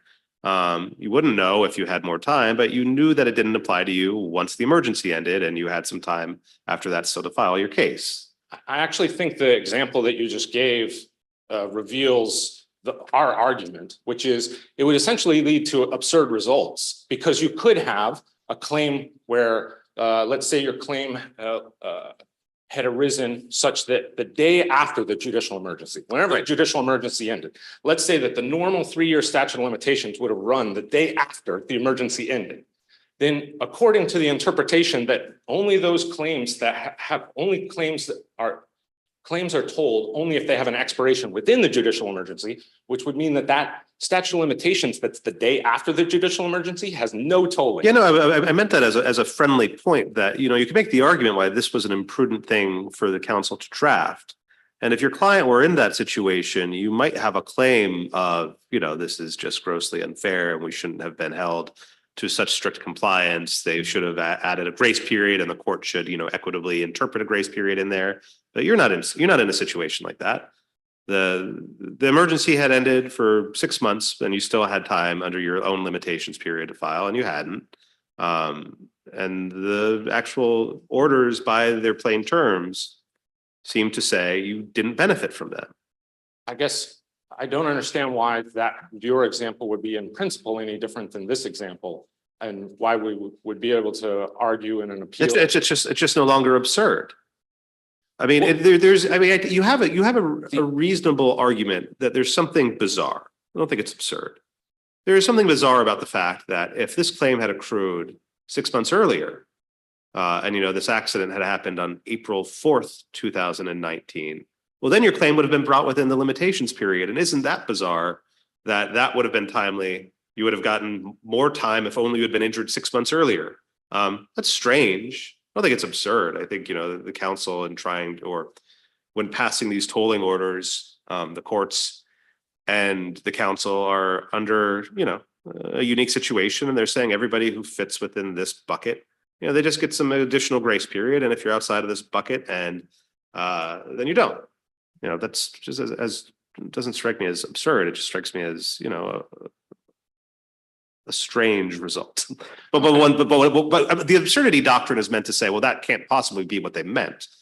Here, where it strikes me that it is quite clear that's what they meant. And they meant for that differential treatment, even though it ends up being a little bit bizarre in particular cases. Doesn't counsel against reading the statute by its plain terms, I don't think. Well, again, I think the reading of the statute by its plain terms applies tolling to all civil cases, not just ones where the. And what do you do with the language that says that would otherwise expire during the period of emergency? Again, we don't know what that period of emergency is, and that language is actually used in 2 places. And in one of them, they're referring to a date that they stopped changing and only is in June of 2020. I don't understand why the first point. I still don't understand what importance you're attaching to the first point. If I say something like, I'm giving out free lemonade in front of my house every Saturday, and so long as Joe Biden is president. You can't know how long that's going to be. It might be another month. It might be 8 more months. It might be 4 years and 8 more months. Why does not knowing what that period is going to be make it an untenable reading of the statute? Because the concept of tolling means the clock has stopped on the running of time to bring those claims. That stopping the clock happened on the day of the orders. But if the interpretation is that order only applied to a subset of claims that is yet to be determined because this judicial emergency is still going on, then we practitioners who are also trying to interpret these emergency orders that everybody was so diligently working on making as clear as they could, are also left to try and determine whether or not those You're things. not. If you're ready to bring your claim, bring your claim. Don't rely on this being extended to cover your claim. Like, well, why isn't that the clear import from the statute? Hey, practitioner, you've got, if you have a deadline that's expiring before, in this first order, May 15th, well, then you're going to get a break. Anybody else? You might get a break. Don't count on it. Like, stay tuned. I don't think that's actually the nature of the orders as read as a whole at all.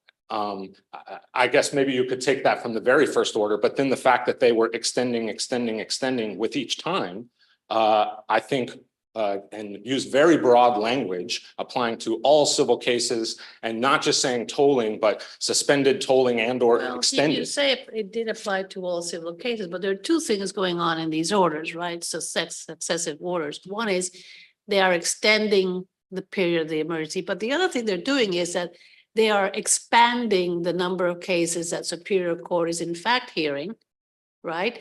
As everybody starts to get used to, well, how can we do things during COVID, remote proceedings and all the rest. So for example, the tolling started to not apply to certain kinds of things, right? Correct. Right. In other words, that window was getting smaller and smaller. Now, I do want to make a comment about this notion that it would have been not absurd, odd, that if the claim had arisen 6 months earlier, you would have gotten more time, but not if you still had, time to. I think it's not odd at all, because I have no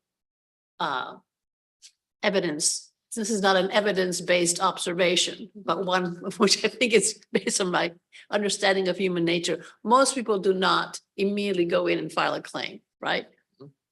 They're more likely to be, and what tolling has to do with is the people who are going to be late getting to the courtroom in terms of filing their claim. So that's why I think the focus on when the statute of limitations would end and whether that falls within the tolling period makes sense to me.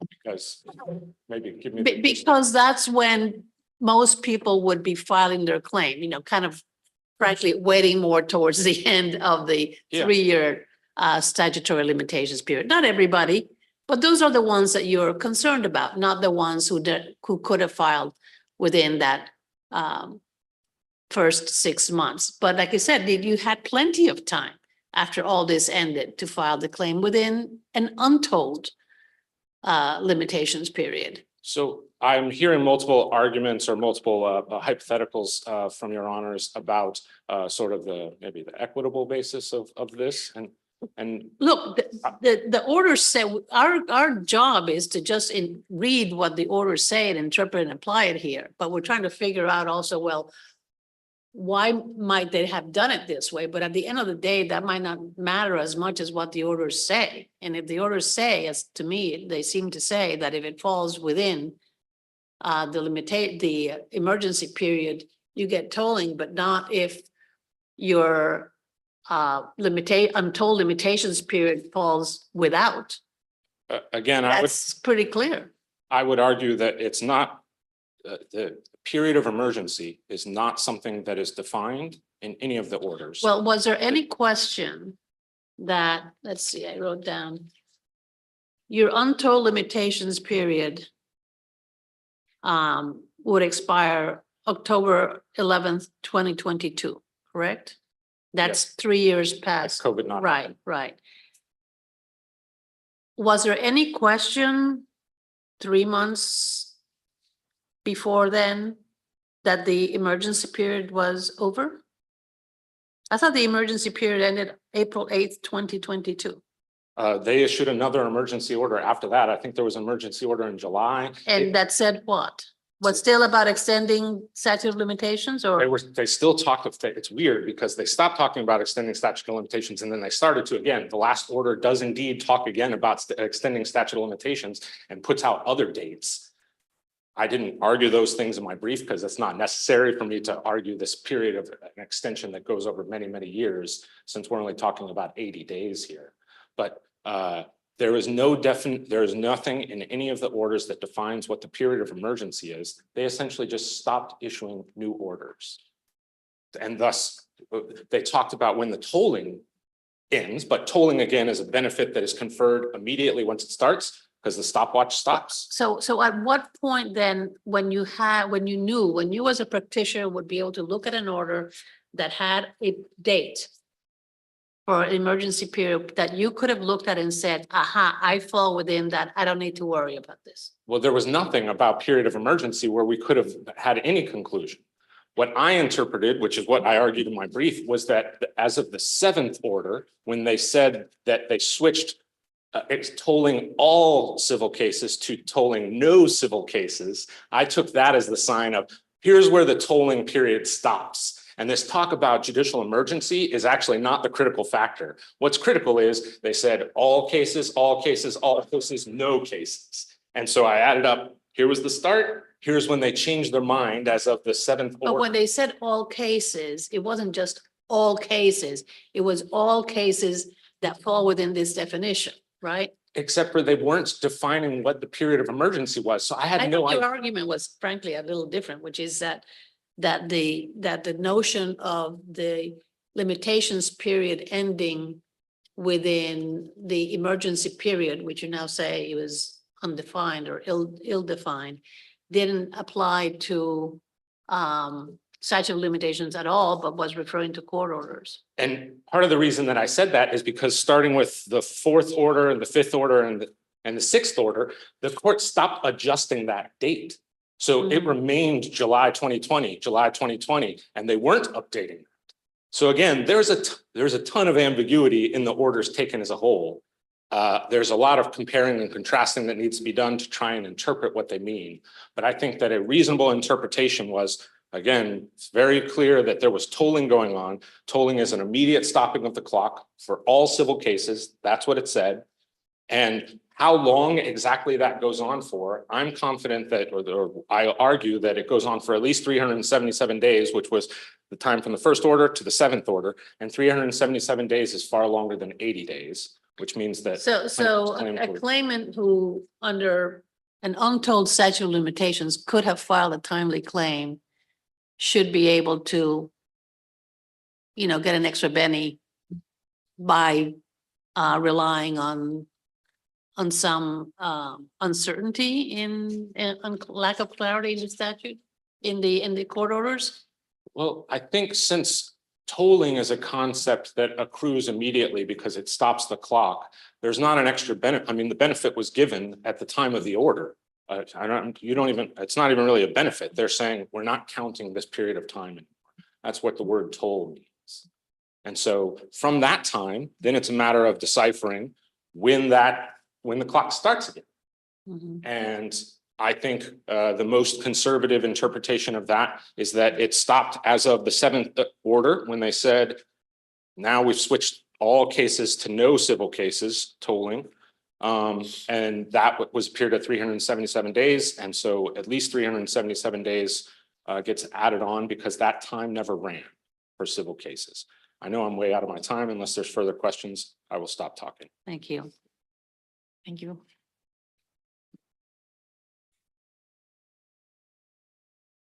May it please the court. My name is Ann Howard, and I'm representing the defendant Samante in this case.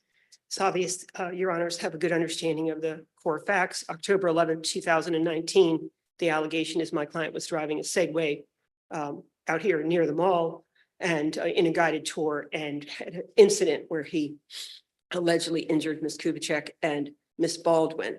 He was operating the Segway in conjunction with a group of Unlimited Biking DC LLC. And there's, as you know, 2 counts, 1 count of negligence against my client and a 2nd count of negligence against Unlimited. The suit was filed, as you know, December 30th, 2020. Before I get there, I would say, absent any issue of tolling, the 3-year statute of limitation for a tort claim such as this, where the injuries are known right in the incident, would run on October 11, 2022 or thereabouts. The 10th, the 11th, but either way, 3 years later on October 11th, 2022. This lawsuit was filed, or the two lawsuits initially, Ms. Kubichek and Ms. Baldwin's lawsuits were filed December 30th, 2022. So 2 months, a little more than 2 months too late in terms of the straight 3-year limitations. On behalf of Samante, we filed a motion to dismiss in each of the two cases. There are oppositions filed and replies filed. And then on the 29th of March 29th, 2023, Judge Puig Lugo consolidated the two matters. On April 12th, 2023, Judge Puig Lugo issued his order granting our motion to dismiss. And in large part, he agrees with the logic presented by the defendants in their motion to dismiss, that he's permitted, the trial court is permitted under 12B6 motion to review a lawsuit for statute of limitations if it limits itself to review of the lawsuit, which we did and which the court did. The court points out that, and this was the argument we presented, that from the beginning, the very first order regarding tolling, pausing, extending, suspending any deadlines was very clear. And it said, Can I just pause Yeah, before we sure. get to the language Yeah. of the order? Yeah. You represent Mr. Samante. I represent Mr. Samante. You did not represent unlimited biking, right? Correct. And unlimited biking never raised a statute of limitations defense in the trial court. And what business did the court have dismissing a claim against unlimited biking? I mean, your answer might be, you're not interested in this because it's not your client. Yeah. But you did seem to have some interest in defending that action. So I'm curious if you want to Yes, tell me what it is today, unlimited Yeah. biking. yes, yes, Your Honor. They're free to waive an affirmative defense. They could say, Your Honor, we don't care about the statute of limitations. We want this to go to the merits. It's in our interest to do so for whatever reason. Yes, Your Honor. Okay, so why was it not improper for the court to dismiss as to unlimited biking? Your Honor, I will add, I will take you up on, I'm not that interested in it, but in terms of this being a final order, I am interested in being a final appealable judgment and that the court had authority to do what it did. And I believe under at best, we have a situation where there's another named defendant, unlimited biking, who. Well, it's a final judgment no matter what. I mean, it just might be erroneous in one respect. Yeah. If the trial court got it wrong and shouldn't have dismissed as to unlimited biking, that wouldn't make its judgment not final. I mean, Okay, we could still Final. affirm as to your client and reverse with limited to unlimited biking. Okay, well, to that point, to get right to that point, I would submit that it would be a law of the case. It would be collateral, affirmative, non-mutual collateral estoppel. It would be a statute of limitations as to this cause of action, and it would be exercise in futility. And Why? Judge Puig, I mean, why haven't they waived a statute of limitations defense by not filing an answer? well, the record in this case, it suggests one affidavit of service was filed as to one, and on its face, this is what I pointed out in the brief, it's not supported, potentially not supported by a valid summons. Potentially. So I mean, it's futile if there was not, maybe it's futile if there was not valid service and we can intuit that unlimited biking would assert a statute of limitations offense, but we don't have findings on that. And we're not gonna rule on whether or not service was proper in the first instance. I agree, and I didn't, so I was just reacting to the suggestion that they would have waived it. If there was good service and they didn't answer, they don't have that in there, but that's not what happened. And outside the record, the day before Judge Puig Lugo's order is a communication from their counsel to Mr. Bilton asking for clarification on service because they want to get in, and then this order comes down. So that's outside of the record. But I will say that Judge Lugo's order references both defendants and he does dismiss the case. We're reading into it a suggestion that he did not mean to dismiss the whole case. Now, I mean, that's, again, it's my issue is Mr. Samante. Okay. Right. So now with respect to Mr. Samante, I do feel that the orders from the very beginning were clear and they remain clear throughout, that more than just limitations were addressed by the orders. It would be deadlines regarding orders, discoveries, things along those lines. And I think it was Your Honor, Judge Ruiz or someone else had mentioned that as the orders come out, they start to phase in more and more things. This, lawyers that use e-filing and clients that use e-filing and are represented by counsel had to start responding to motions pretty early on. But each of the orders regarding the statute of limitations were very clear. They were divided very clear in my view, and Judge Cordera's order of March 31st, 2020 clarified it on top of the original clear language. And that is, we have two subsets of cases that involving statute of limitations. If your cause of action accrued before the beginning of the tolling period, which would be before March 18th, 2020, then if your deadline, any kind of deadline, occurs during the period of emergency, then you're told. And here's how we're going to calculate it. We wait till the end of the tolling period. We figure out how many days you had before the commencement, and we tack that on to where you are. That's this case. And those orders are very clear. They not only say it only applies to cases that if your incident occurred before the beginning of the period of emergency, and if the deadline expires, that would otherwise expires during the period of emergency, here's what we're going to do. And then that second subset of cases would be if your triggering incident, so your accident happens after the commencement of the tolling period, then basically that's tolled. So all of these words that would have to be ignored to adopt the argument raised by plaintiff's counsel or appellant's counsel, that is, everything was tolled, everything was stopped. We don't dispute the word tolling means stop. What we suggest, as Judge Puig-Lugo points out, you can't ignore the language that says all deadlines that would, the only thing that's told is a deadline in a statute of limitations that would expire during the period of emergency. And that is not the case here. And Judge Lugo went to the end.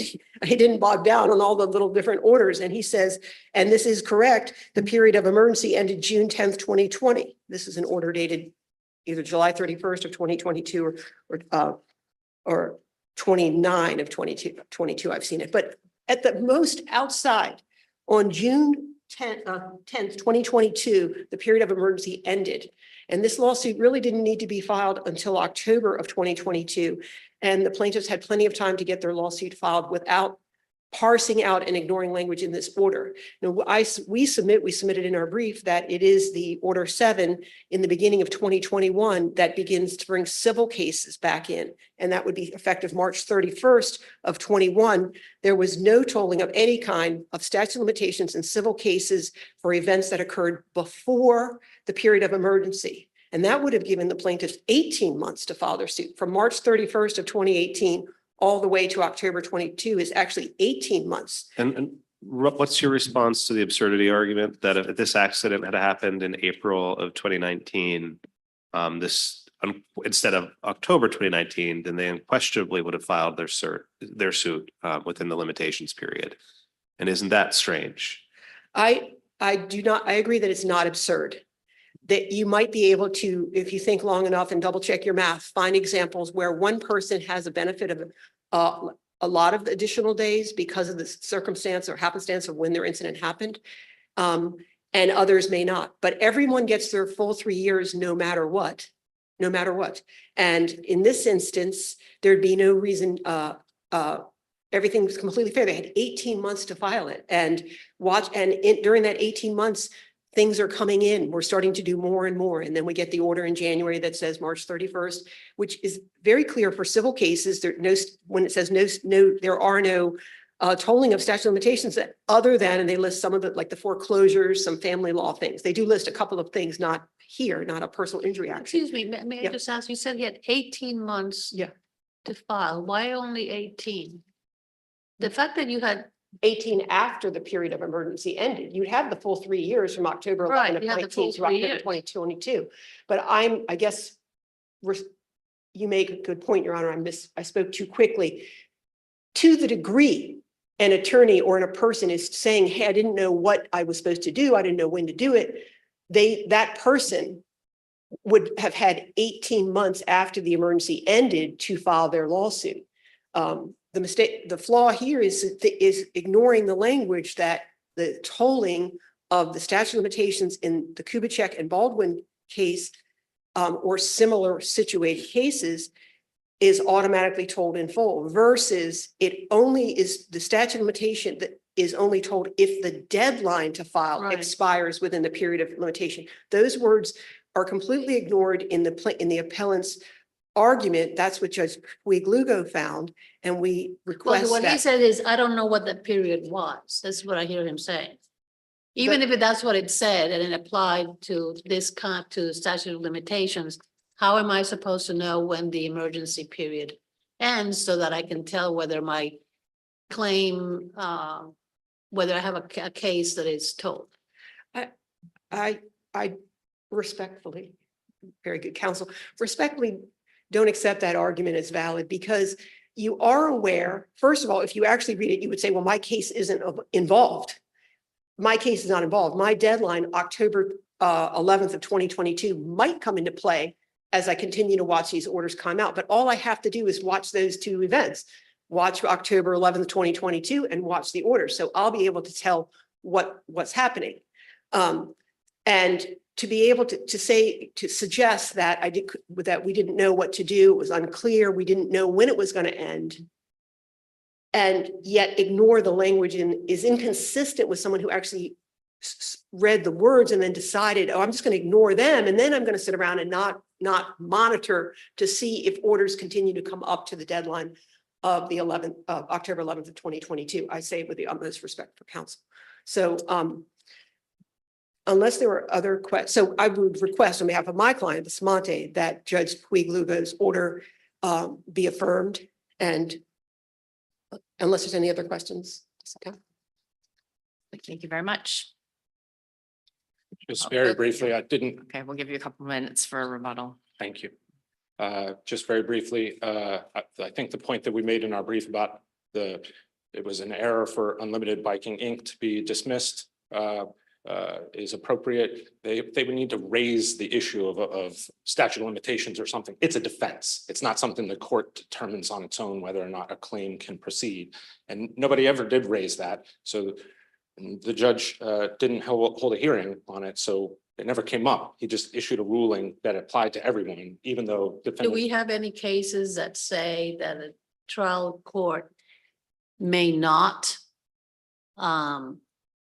rule on statute of limitations when it has not been raised as an affirmative defense in a case such as this, where it is ruling on the statute of limitations with, and both parties are in exactly the same situation, right?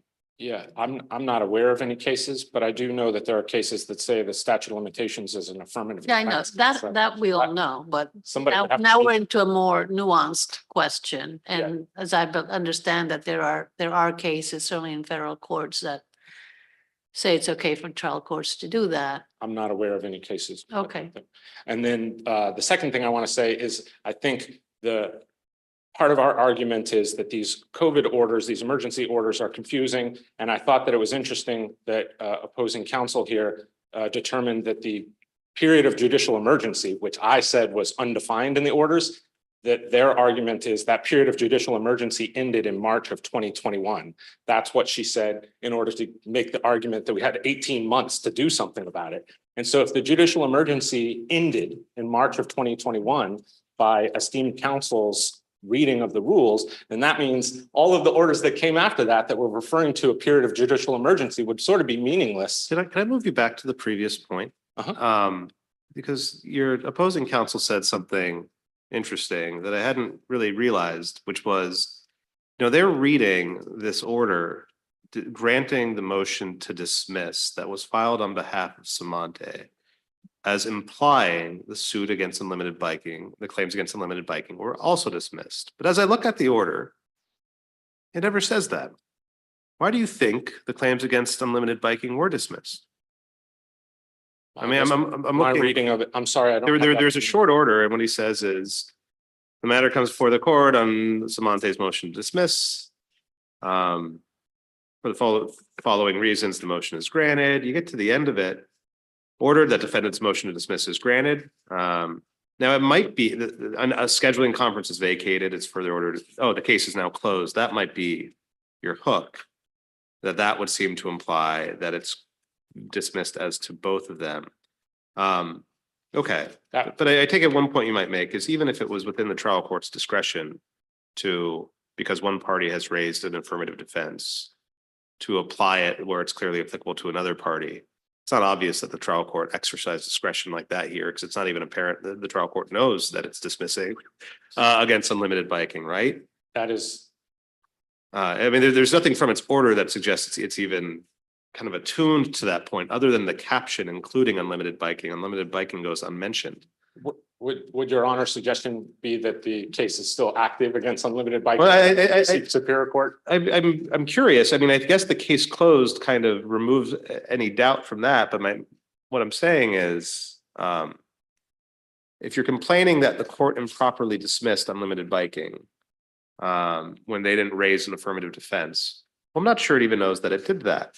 So if it had discretion to do that, even though the defense wasn't being raised, I'm not sure it exercised discretion instead of just kind of fumbling about and landing in a weird place. Anyway, Well, I don't have a suggestion. It's just an observation, I think. if the court didn't actually dismiss unlimited biking, then that would mean the claim against unlimited biking is still active in DC Superior Court. And essentially this order had nothing to do with them, and I need to contact the court to get a scheduling conference or something put back on the calendar. Right, I think it would mean we dismiss this appeal. Yeah.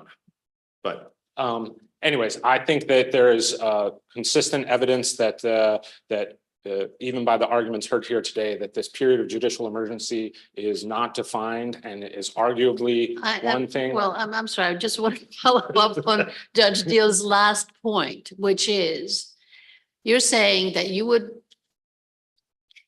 if the case was not dismissed as to unlimited biking, Then it's still active in DC Superior Court. what does that mean about its appealability, about the judge's appealability to our court? It's not a final order. Then I guess that this appeal needs to be dismissed as improvidently brought, or whatever the correct terminology is. Well, you brought it. Yeah, because I understood that order to be a final order because it said this case. Well, is closed. okay, so that is your reading of it. Yeah, I Yeah, mean, that is my reading of it. I do think the case closed makes Yes. that a fair reading. It is possible that it's grounds for a record remand to let the trial court make clear if it's dismissing as against the party that didn't raise a limitations defense, but I don't know. I suppose we'll sort it out. Okay. All right, unless there's any further questions, I'll stop talking. Thank you. Thanks, Mr. Belton, and thank you, Ms. Howard. The case will be submitted and we are adjourned. All right.